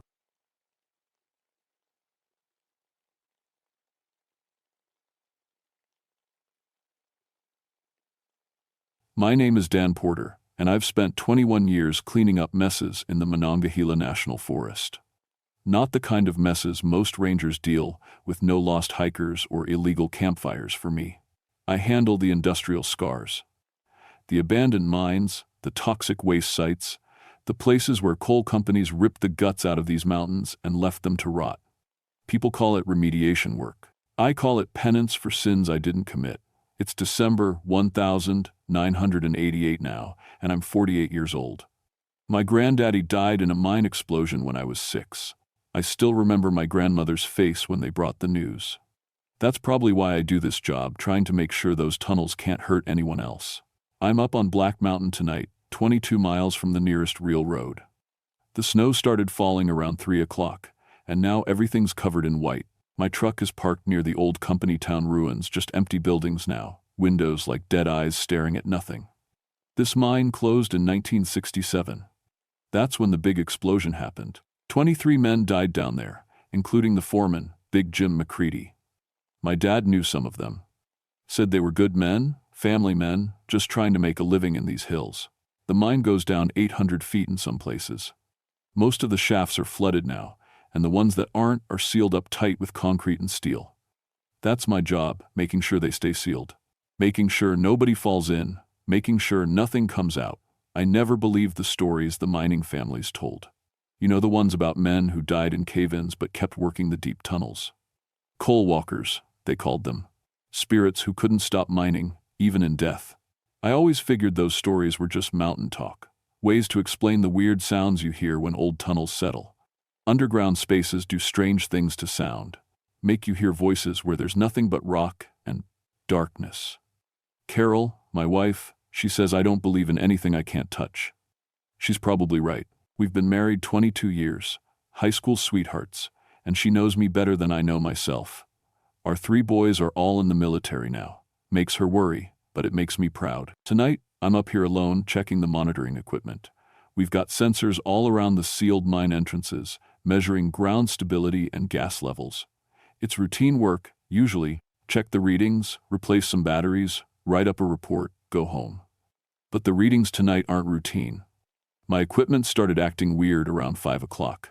The seismic sensors picked up something strange, rhythmic impacts from deep underground, like someone hitting rock with a pickaxe, but that's impossible.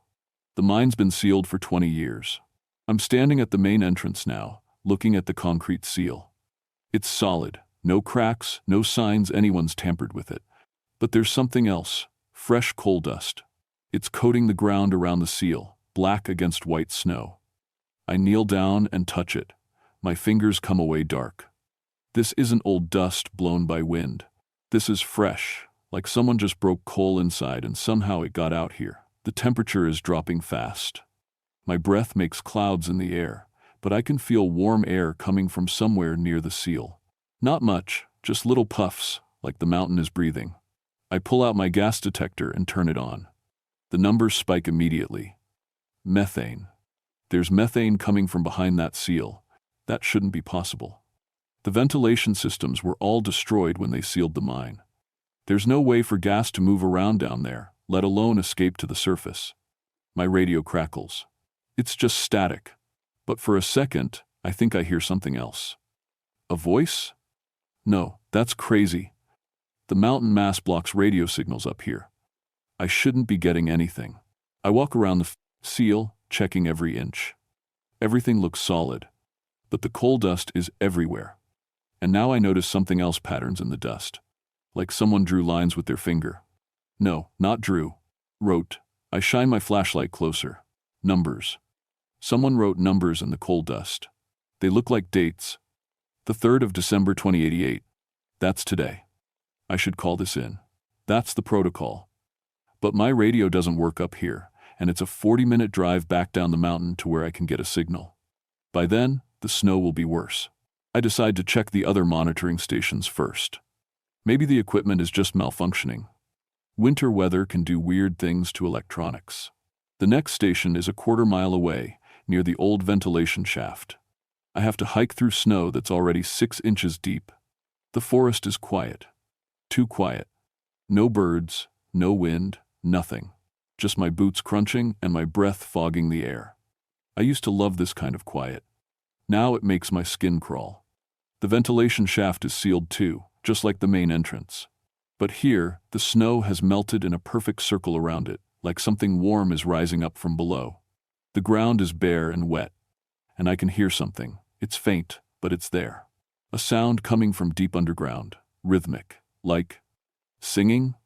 I kneel down and press my ear to the concrete seal. The sound gets clearer. It is singing. Men's voices, harmonizing. An old mining song my granddaddy used to hum. Dark as a dungeon, damp as the dew. My blood goes cold. I jerk back from the seal. This isn't possible. Nobody's down there. Nobody's been down there for 20 years. The singing stops. Then I hear something else, a different sound. Metal on rock. Tap, tap, tap. Tap, tap, tap. It's the pattern miners use to communicate through cave walls. 3 taps means, I'm here. 3 taps means, I'm alive. Tap, tap, tap. I'm scrambling backward, my heart hammering. This has to be a mistake. Maybe there's a radio playing somewhere. Maybe someone's pranking me. Maybe the ground shakes. Just a small tremor, but I feel it through my boots. My seismic detector goes crazy, needles jumping. The shaking lasts about 5 seconds, then stops. More coal dust is rising from cracks around the seal. I watch it drift up like black smoke. I need to get out of here. I need to call someone. This is beyond my expertise. I'm turning to leave when I see the footprints. They're in the melted circle around the seal. Boot prints? The old-fashioned kind, with deep treads, like the mining boots they wore in the 60s. They lead from the seal toward the forest. But that's impossible. The seal is solid concrete. Nobody could walk through it. I follow the prints with my eyes. They go about 10 feet, then just stop, like whoever made them vanished into thin air. Hello? I call out. My voice sounds small and scared. Is someone out here? No answer. Just that terrible quiet. I should leave. Every instinct is screaming at me to get back to my truck and drive away. But I'm a ranger. This is my job. If someone's in trouble up here, I have to help. I follow the footprints. They're already filling with new snow, but I can still see them. The treads are clear and deep. Someone heavy made these. A man in work boots. The prints lead into the tree line. I follow with my flashlight, pushing through low branches. Snow dumps on my head from the pine trees. Then I see him, just for a second, a shape between the trees. A man in dark clothes, his back to me. He's standing completely still, like he's waiting for something. Hey, I shout, are you okay? He doesn't turn around. Doesn't move at all. I get closer. 10 feet away now. 5 feet. Sir, you need to come with me. It's not safe up here. Still nothing. He's wearing old work clothes. A mining jacket with reflective stripes, the kind they stopped making 30 years ago. On his head is a helmet with a carbide lamp, but the lamp isn't lit.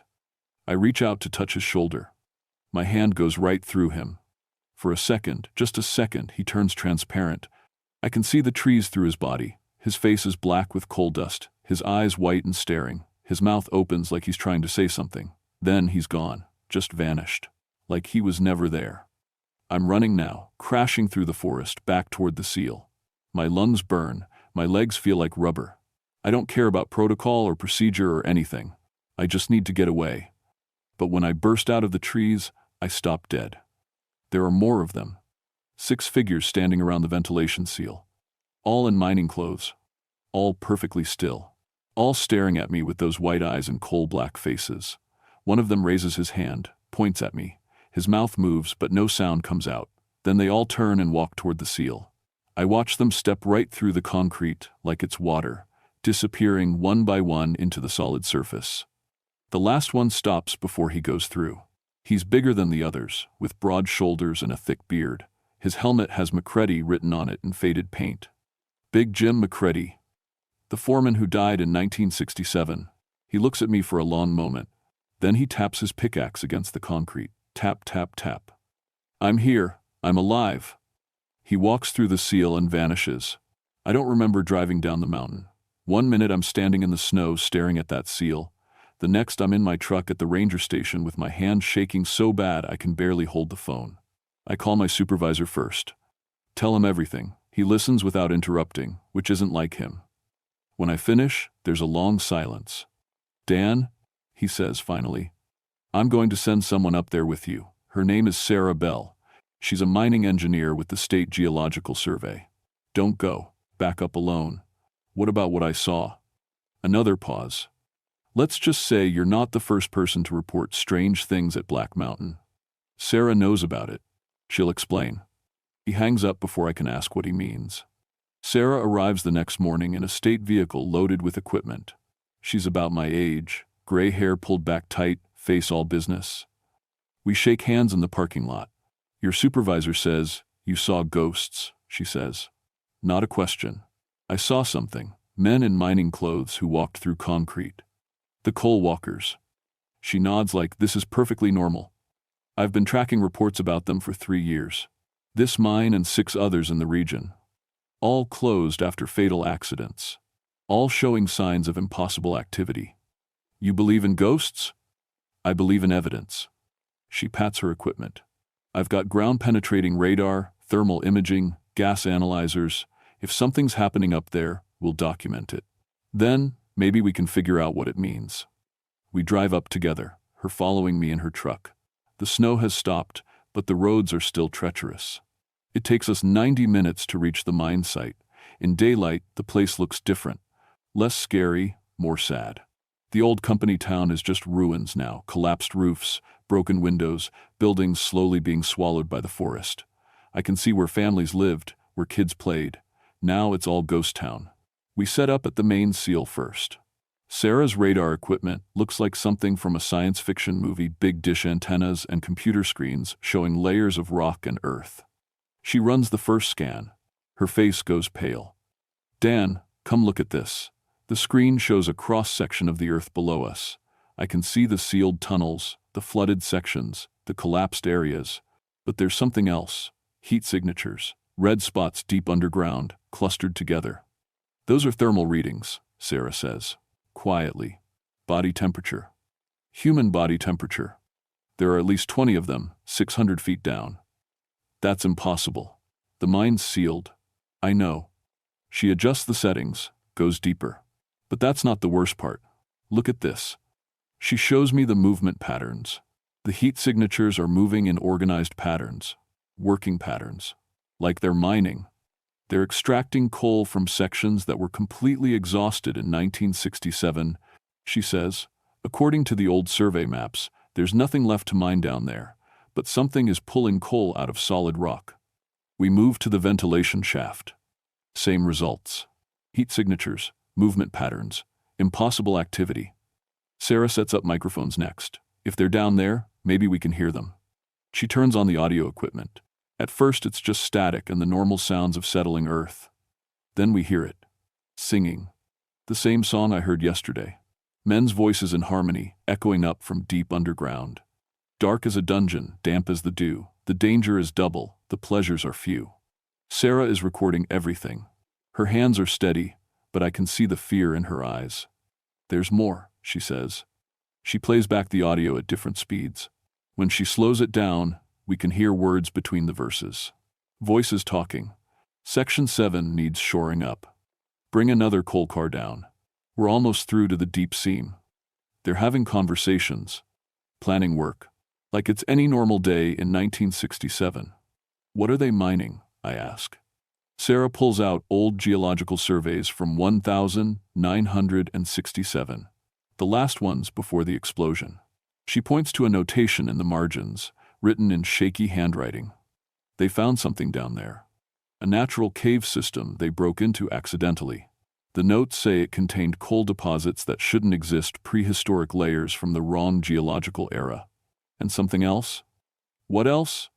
The last radio transmission before the explosion. It's in the official records, but nobody talks about it.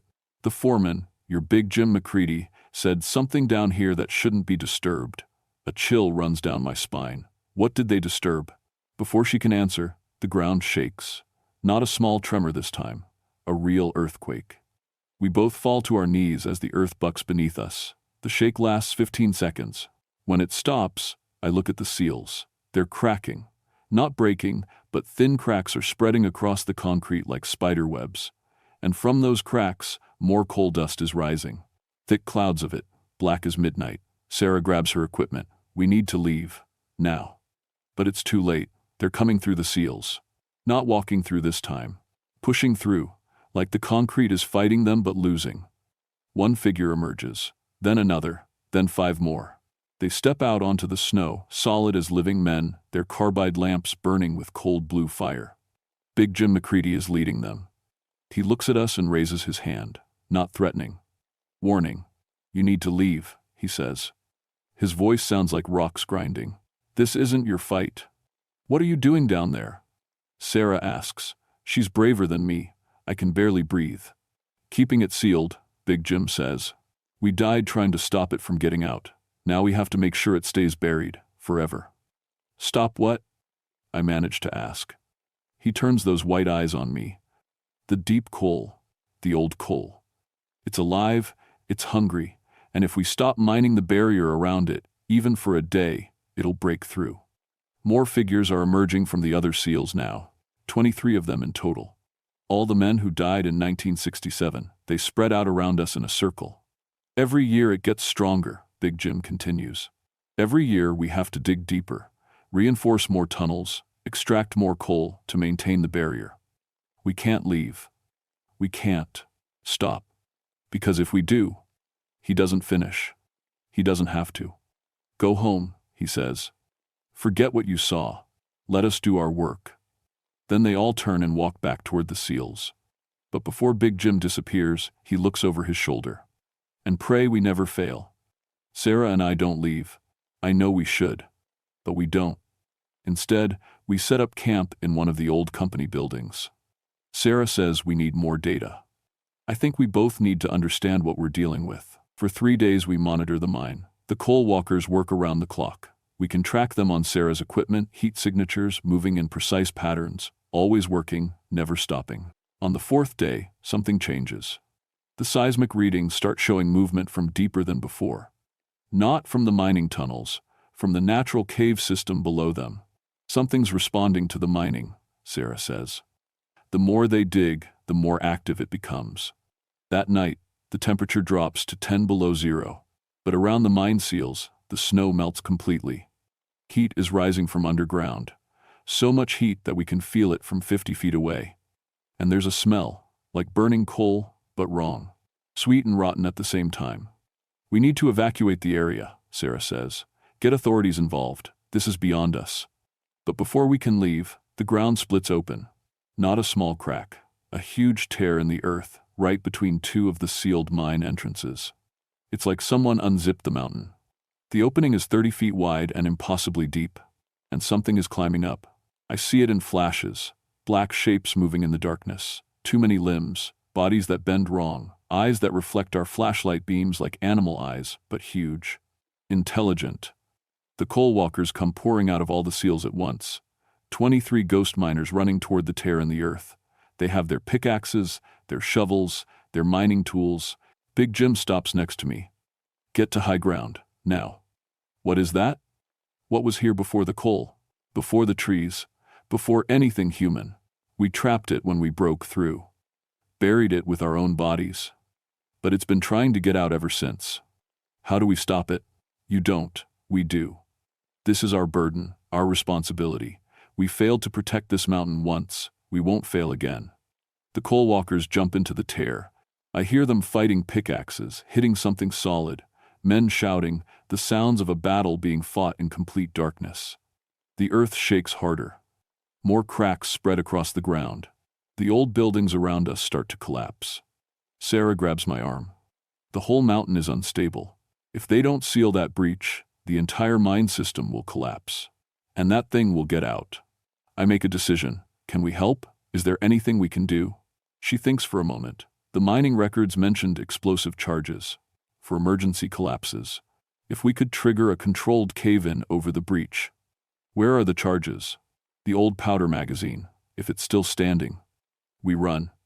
The powder magazine is at the edge of the company town, built into the hillside.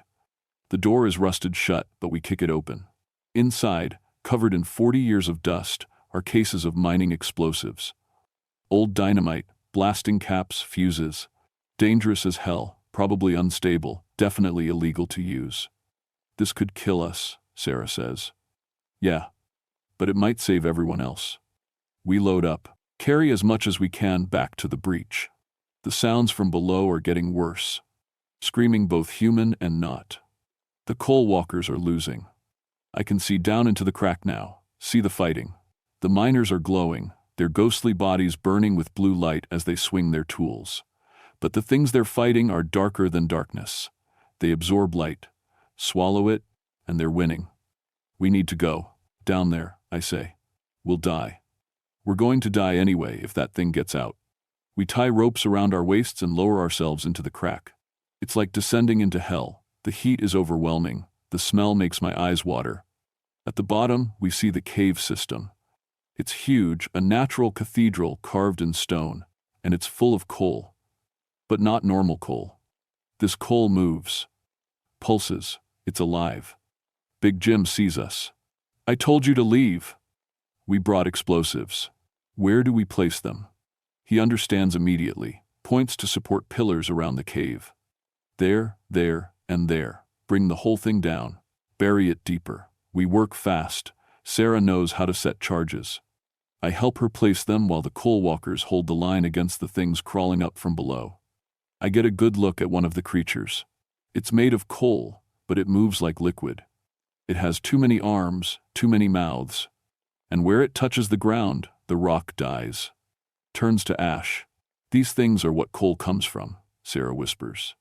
Not plants, not trees. They're why coal burns. They're concentrated hunger. Compressed death. We set the last charge. Everyone out, I yell, but Big Jim shakes his head. We stay. We have to make sure it works. Make sure nothing escapes. You'll be buried. We've been buried for 20 years, son. This time it'll mean something. The other coal walkers take positions around the cave. They're going to hold the line until the very end. Go! Big Jim shouts. Light the fuses and go. Sarah lights them. We scramble up the ropes as fast as we can. My arms burn. My lungs scream. Below us, I can hear the coal walkers singing. That same mining song. One last time. We break the surface just as the explosives go off. The entire mountain shudders. The crack slams shut like a mouth closing. The ground buckles and rolls. Sarah and I run for her truck as the earth behind us collapses. We make, bit to the vehicle, throw ourselves inside. She guns the engine, and we race down the mountain as it comes apart behind us. When we finally stop, miles away, we look back. Black Mountain is smaller now. The summit has collapsed inward, creating a massive crater. Dust and smoke rise from the hole. Did it work? I ask. I think so, Sarah says. But she doesn't sound certain. We file our reports. Tell the truth. Nobody believes us, of course. They say it was a geological event, natural subsidence. The mountain was going to collapse anyway due to the old mining operations. They seal off the area, put up warning signs, close the access roads. But I know better. 6 months later, I'm doing routine inspections at other abandoned mines in the region. I find the same signs. Fresh coal dust, heat rising from sealed entrances, equipment readings that make no sense. And sometimes, late at night, I hear singing. Sarah calls me once a week. She's found more sites, dozens of them across Appalachia. Every abandoned mine where men died in explosions or cave-ins. All showing signs of activity. They're all doing the same thing, she tells me. Keeping watch, maintaining barriers. There are coal walkers under every mountain where men died mining. How many? Hundreds, maybe thousands, all of them standing guard against something that wants to break through. And if they fail? She's quiet for a long moment. Then we'll find out what happens when concentrated hunger gets loose in a world full of things to consume. I'm still a ranger, still doing my job, but now I do it differently. I bring supplies to the sealed mines, leave them near the entrances, mining tools, carbide for the lamps. I don't know if ghosts need these things, but I leave them anyway. Sometimes, in the morning, the supplies are gone. Carol asks me why I'm more careful now, why I don't complain about the isolation anymore, why I check on certain sites more often than my job requires. I tell her I'm just being thorough, but the truth is, I'm helping them. The coal walkers. The dead men who never stopped working. They're protecting us from something we can't understand, something that existed before humans, before forests, before anything that lives in the light. They died once, trying to stop it. Now they die over and over, every day, in darkness and silence, so the rest of us can sleep safely at night. Sometimes I stand at the sealed entrances and listen. I can hear them down there. Pickaxes hitting rock, coal cars rolling, voices singing old songs. Dark as a dungeon, damp as the dew, the danger is double, the pleasures are few. And I think about Big Jim McCready, about his last words to me before the mountain came down. Pray we never fail. I do pray, every night, because I know what's down there now. I've seen it. And I know that 23 dead miners are all that stand between us and something that would swallow the world. So I keep checking, keep monitoring, keep leaving supplies. And I listen for the singing. As long as I can hear them working, I know we're safe. The day the singing stops, that's the day we need to worry.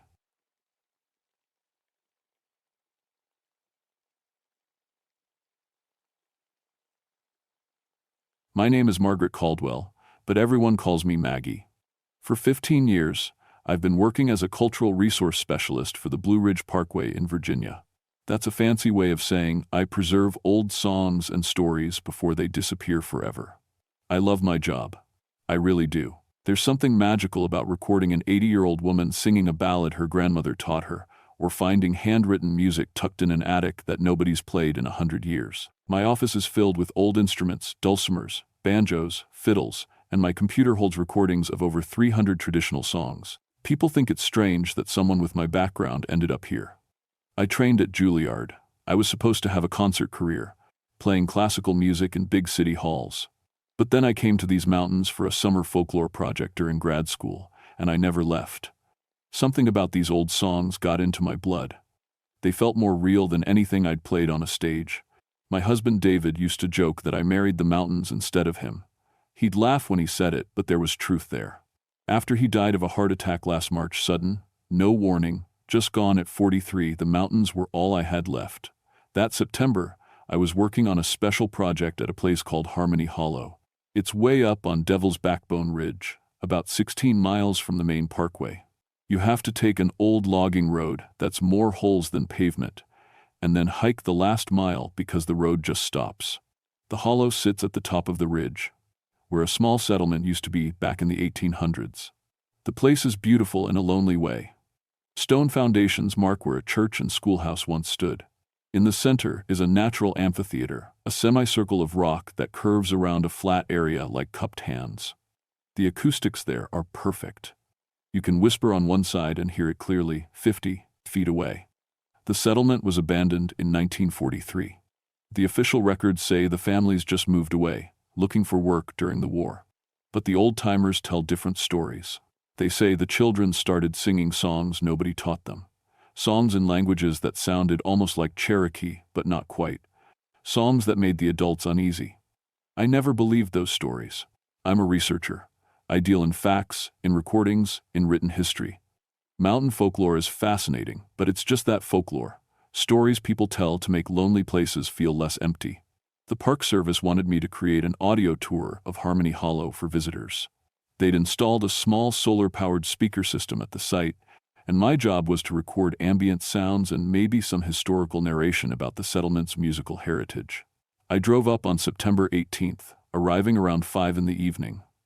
The harvest moon was 3 days away, and the weather was doing something strange.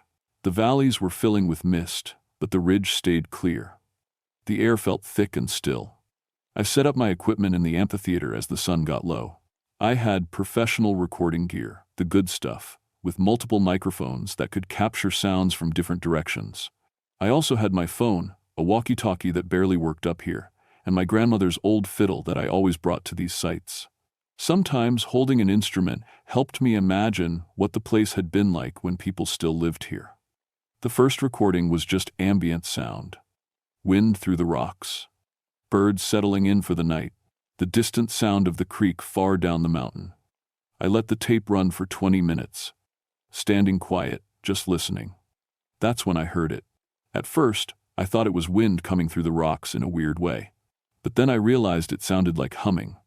Soft, distant, like someone was singing with their mouth closed. The tune was complicated, more complicated than you'd expect from random wind. I checked my equipment. Everything was working fine.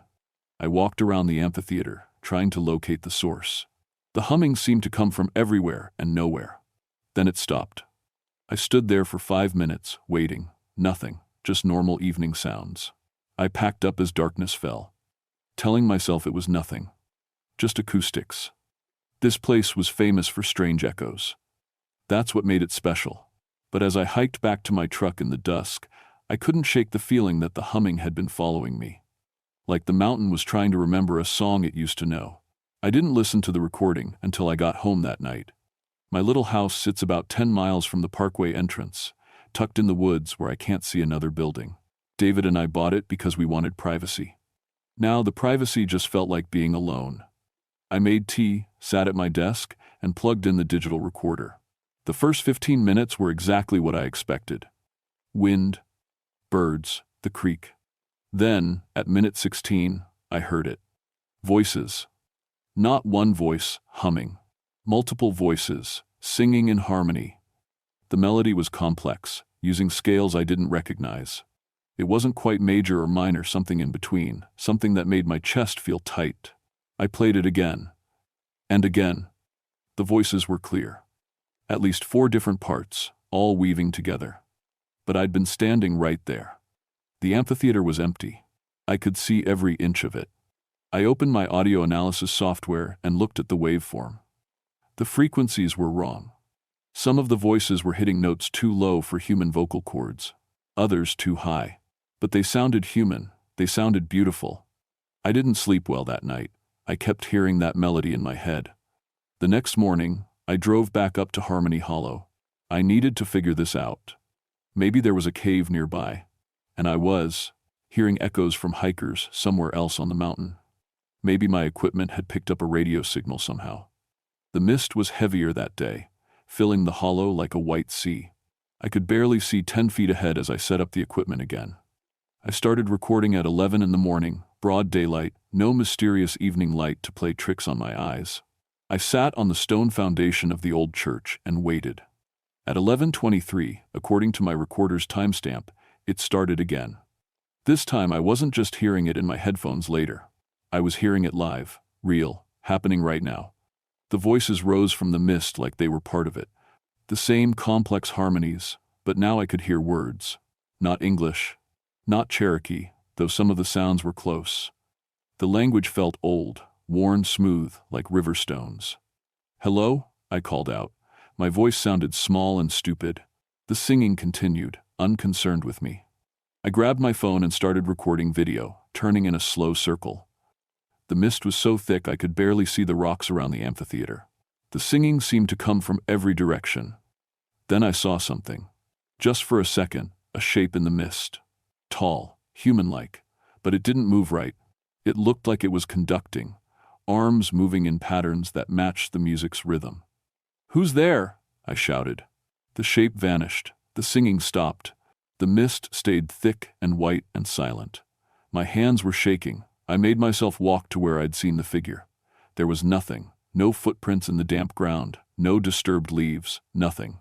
I grabbed my equipment and practically ran back to the truck. That afternoon, I called Dr. James Whitfield at the University of Virginia. He'd been my advisor in grad school and was one of the few people I trusted with something this weird. "I need you to listen to something," I told him, "and tell me I'm not crazy." I sent him the audio files. He called back 2 hours later. "Maggie," he said slowly, "this is impossible." "I know. I mean, these harmonies shouldn't exist. The human voice can't produce some of these frequencies. And the structure, it's like nothing I've seen in 40 years of studying music. So what is it?" "I don't know, but I'm coming up there. I'll be there tomorrow with better equipment." That night, I got a call from Clara Hensley. She was 78, a local woman whose family had lived in these mountains for generations. I'd interviewed her before about old songs. "Miss Maggie," she said, her voice shaky, "my granddaughter told me you've been recording up at Harmony Hollow." "Yes, ma'am, for a visitor program." "You need to stop." I sat up straighter. "Why?" "Because you're waking things up, things that been sleeping a long time." Mrs. Hensley, I don't understand. My grandmother used to tell me about that place. Said there was something up there that kept all the old songs. Every song ever sung in these mountains, it remembers. But it don't like being disturbed. Mrs. Hensley, I respect the folklore, but this ain't folklore, girl. My grandmother's voice is in your recording. My blood went cold. What? I heard it when my granddaughter played it for me. That's my grandmother singing. I'd know her voice anywhere. But she's been dead since 1952. I didn't know what to say. You be careful up there, Clara said. Some things are meant to stay buried. Some songs aren't meant for living ears. After she hung up, I sat in the dark for a long time. Then, I did something I probably shouldn't have. I opened my laptop and played the recording again. I listened carefully to each voice. And I heard him, David, singing in the back of the harmony, so soft I'd missed it before, but it was him. I knew his voice better than my own. He was singing a lullaby he'd made up years ago, a song he said he'd teach our children someday. We never had children. He died before we could. I closed my laptop and cried until I couldn't breathe. Dr. Whitfield arrived the next afternoon with 2 graduate students and enough equipment to fill his entire van. He's a big man with white hair and gentle hands that have held 1,000 fragile instruments. He took one look at my face and sent the students to set up while he sat me down. Tell me everything, he said. So I did, including the part about David's voice. He didn't tell me I was imagining it. That's one thing I always loved about Dr. Whitfield. He took impossible things seriously. We'll figure this out, he promised. Whatever's happening up there, there's an explanation. There's always an explanation. We went up to Harmony Hollow just before sunset. The mist was back, rolling in thick as the light faded. The 2 graduate students, Rachel and Marcus, set up multiple recording stations around the amphitheater, covering every angle. Dr. Whitfield had equipment I'd never seen before, machines that could analyze sound waves in real time. If there's a natural explanation, he said, we'll find it.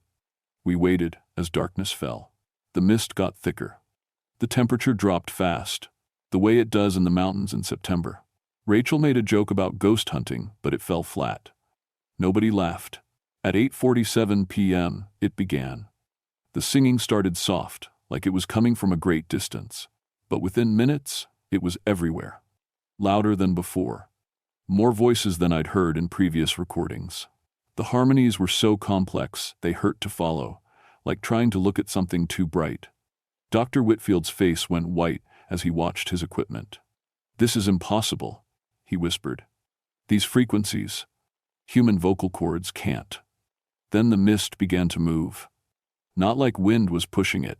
It moved in patterns, swirling in time with the music, and in the mist, we saw them. Figures. Dozens of figures. Some looked like they were wearing old-fashioned clothes, the kind people wore in the 1800s. Others wore even older things, leather and skins. Some looked Native American. Others looked like settlers. All of them were singing. Oh my God, Rachel breathed. Marcus had his phone out, recording. Are you seeing this?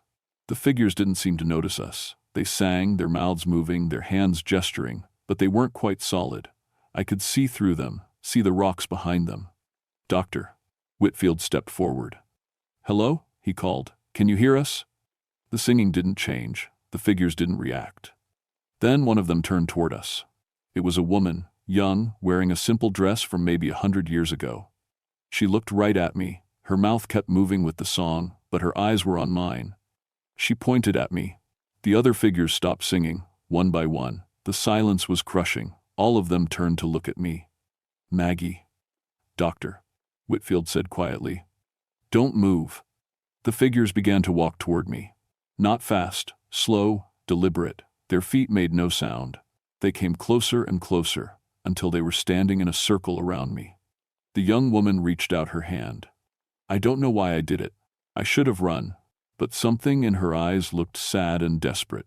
I reached back. Her hand passed through mine like smoke, but I felt something cold, ancient, lonely, and I heard her voice, clear as day, speaking directly into my mind. Asterisk. The keeper wants to meet you. Asterisk. Then they vanished, all of them, instantly. The mist cleared. Normal night sounds returned: crickets, wind, the distant creak. I fell to my knees, shaking. "Did you touch it?" Rachel asked, her voice high with panic. "Did you let it touch you?" Dr. Whitfield helped me stand. "We need to leave. Now." "Did the equipment get all that?" Marcus asked. Dr. Whitfield checked. His face went pale. "No, the recording shows nothing. Just us standing in the mist. No figures, no voices except our own." "But we all saw them," I said. "Yes, we all saw them. Which means this isn't about the equipment, it's about us, about this place." He looked at me. "And it seems to be especially about you." We packed up fast, but as we were leaving, I heard something that made me stop. A single voice, singing alone. A man's voice. David's voice. He was singing our song, the lullaby. But now there were words I'd never heard before. Words about mountains and music and things that live in the spaces between notes. I started walking toward the voice. "Maggie, no!" Dr. Whitfield grabbed my arm. "That's my husband," I said. "That's David. Your husband is dead, Maggie. Whatever that is, it's not him." But it sounded so much like him, and I'd been so alone since he died. Dr. Whitfield physically pulled me back to the vehicles. "We're done for tonight. Whatever this is, we need to approach it more carefully." On the drive down, my phone rang. It was Clara Hensley. "My granddaughter," she said, crying. "Emily, something's wrong with her." "What happened?" "She started singing in her sleep. The same songs from your recording. But she don't know those songs. She's only 8 years old. And she's speaking Cherokee. We're not Cherokee. She's never learned it, but she's speaking it perfect, saying things about this place, about the families that lived here, about things that happened before she was born." My stomach twisted. "Is she awake now?" "No, she won't wake up. She just keeps singing." I went to Clara's house at dawn. Dr. Whitfield came with me, along with Rachel. Marcus had gone home. He'd seen enough, he said. I didn't blame him. Emily Hensley was a small girl with dark hair and freckles. She lay in her bed, eyes closed, singing continuously. The song was one I'd heard in the recordings. Her voice was clear and perfect, hitting notes that should have been impossible for a child. Her mother sat beside her, holding her hand, crying quietly. "How long has she been like this?" Dr. Whitfield asked. "Since midnight," Clara said. "We've called her name. We've tried to wake her. Nothing works. She just sings." I sat on the edge of the bed and listened. The words were Cherokee, like Clara had said. But I could understand them. I shouldn't have been able to. I only knew a few Cherokee words. But somehow, I understood everything. She was singing about Harmony Hollow, about the families who settled there in 1847, about how they found the amphitheater and heard voices teaching them songs, about how the voices taught the children first, because children's minds were open and pure, about how some children learned too much and couldn't return to being ordinary children anymore. "She's telling a story," I whispered. "The Hollow's history. How can you understand her?" Clara asked. I didn't have an answer. "Doctor." Whitfield checked Emily's pulse, her breathing. "She's healthy, physically. But it's like she's in a trance. We have to go back," I said, "to Harmony Hollow. Whatever is doing this, it wants to communicate. It's trying to tell us something." "It's dangerous," Dr. Whitfield said. "It's already dangerous. It's already reaching out beyond the hollow. This little girl is proof of that." Clara grabbed my arm. "Can you stop it? Can you make it leave Emily alone?" "I don't know, but I have to try." We drove back up the mountain. It was early morning, but the mist was already thick. Thicker than ever before. It swallowed the truck's headlights and made the world feel small and close. At the hollow, the amphitheater looked different. The stones seemed older, more worn. Or maybe they looked less worn, like they were shifting between now and the past. "Hello?" I called into the mist. "I'm here." I came back. "What do you want?" The singing started immediately. But this time, it was just one voice. Deep, old, neither male nor female. It sang in a language I'd never heard, but I understood every word. Asterisk, come, listen, learn. Asterisk, a figure emerged from the mist. Not like the others, this one was solid, real. It looked human, but also not. Its features kept shifting, changing. Sometimes it looked Native American, sometimes like a European settler, sometimes like something older, from before humans came to these mountains at all. Its hands were wrong. They had too many fingers, or the right number, but they moved in ways hands shouldn't move, like they could play every instrument ever invented all at once. "The keeper," I whispered. Asterisk, yes, asterisk, it said, though its mouth didn't move. The voice came from everywhere. Asterisk, I keep the songs, all of them, every song sung in these mountains since the mountains were born, every song that will be sung until they crumble to dust. Asterisk, what do you want with me? Asterisk, you preserve songs. You understand their importance. But you only preserve echoes, fragments. I can teach you to hear them all. Every song that ever was or ever will be. The complete music of the world. Asterisk. It reached toward me with those impossible hands. Doctor. Whitfield stepped between us. Don't touch her. The keeper looked at him with eyes that held no emotion. Asterisk. This does not concern you, scholar. You study music. She lives it. She feels it. She has loss in her heart that makes her ready. Asterisk. Ready for what? I asked. Asterisk. To become what I am. A keeper, a preserver. You are alone now. Your husband is gone. You have no children. No ties to the mortal world. You can join the songs, live in them forever. Never lose another note, another melody. Never lose anything again. Asterisk, and God help me. For a moment, I wanted to. The loneliness since David died had been crushing. The thought of never feeling that emptiness again, of being part of something eternal. The keeper's hand came closer. I could feel cold radiating from it. Maggie, no, Dr. Whitfield shouted. I thought about Emily, singing in her sleep. I thought about the families who'd abandoned Harmony Hollow because their children started singing songs they shouldn't know. I thought about what Clara had said, some things are meant to stay buried. What happens to the children? I asked. The ones who learn the songs? Asterisk, they become part of the music. They preserve it in their minds, their spirits. They never forget, they never stop singing. Asterisk, and they never wake up. Asterisk, they wake, but they are changed. They are more than they were. Asterisk, no, I said. I won't let you take Emily, I won't let you take me. The keeper's expression didn't change, but the air got colder. Asterisk, you have no choice. You have heard the songs. You have felt their pull. You are already becoming part of them. Asterisk, and I realized it was true. Ever since that first recording, I'd been humming those melodies without realizing it. Hearing them in my sleep, feeling them vibrate in my bones. Then I'll do it, I said. I'll become what you want. But only if you release Emily. Let her forget the songs. Let her be a normal child again.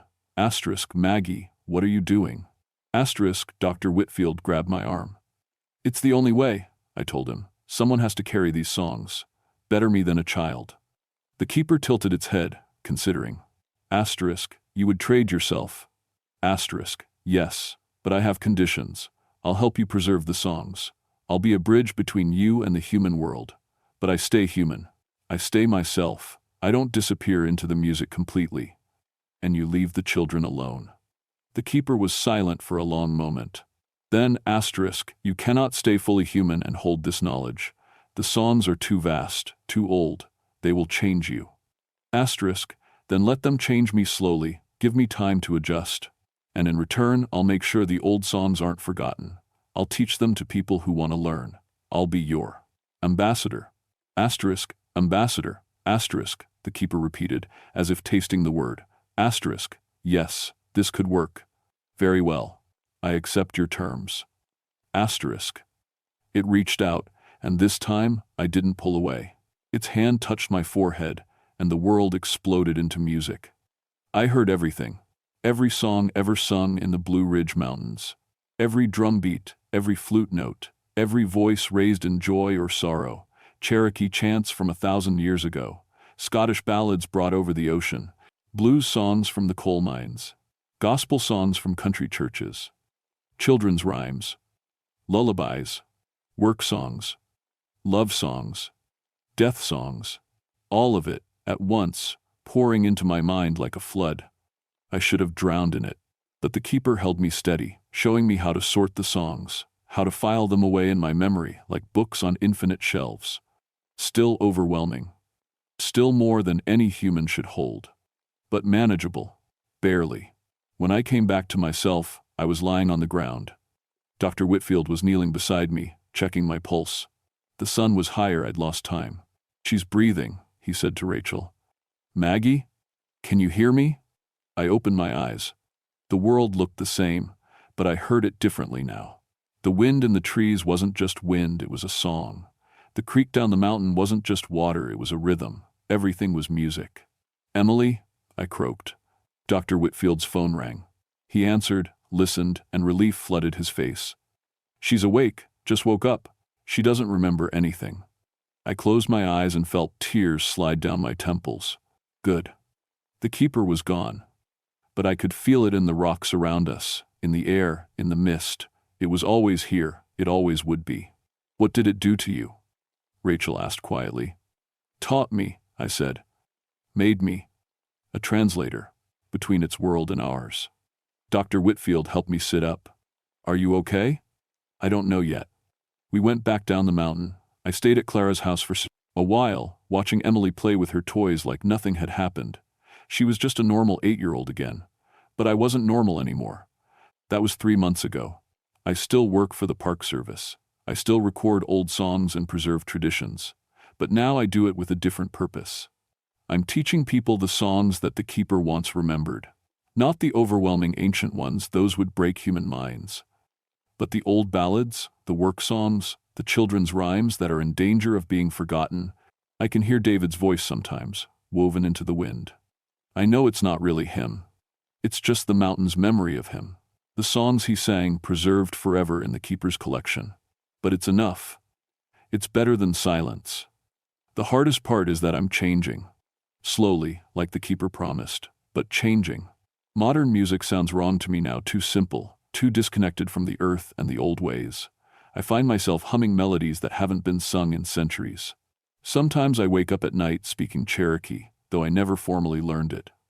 Dr. Whitfield says I should stop going to Harmony Hollow. Rachel quit grad school and moved to California. She couldn't handle what we saw. Marcus never talks about that night. But I keep going back. Once a week, I hike up to the amphitheater and I sing with the keeper. It teaches me one new old song each time. Songs that need to be remembered. Songs that need to be passed on. I'm becoming less human and more something else. A keeper of melodies. A bridge between the living world and the world of eternal music. Sometimes I wonder if I made the right choice.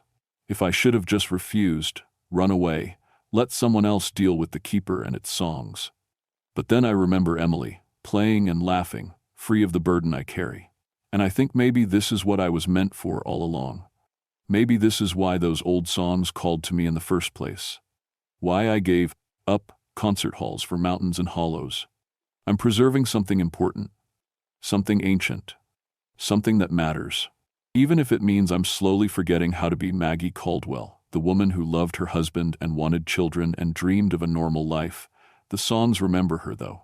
And maybe that's enough. Maybe that has to be enough.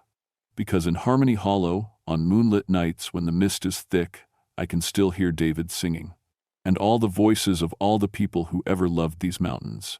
And as long as someone remembers the songs, as long as someone keeps them alive, those voices will never truly die. I just hope I can hold on to enough of myself to remember why that matters. The mountains are singing tonight, and I'm singing with them. I always will be.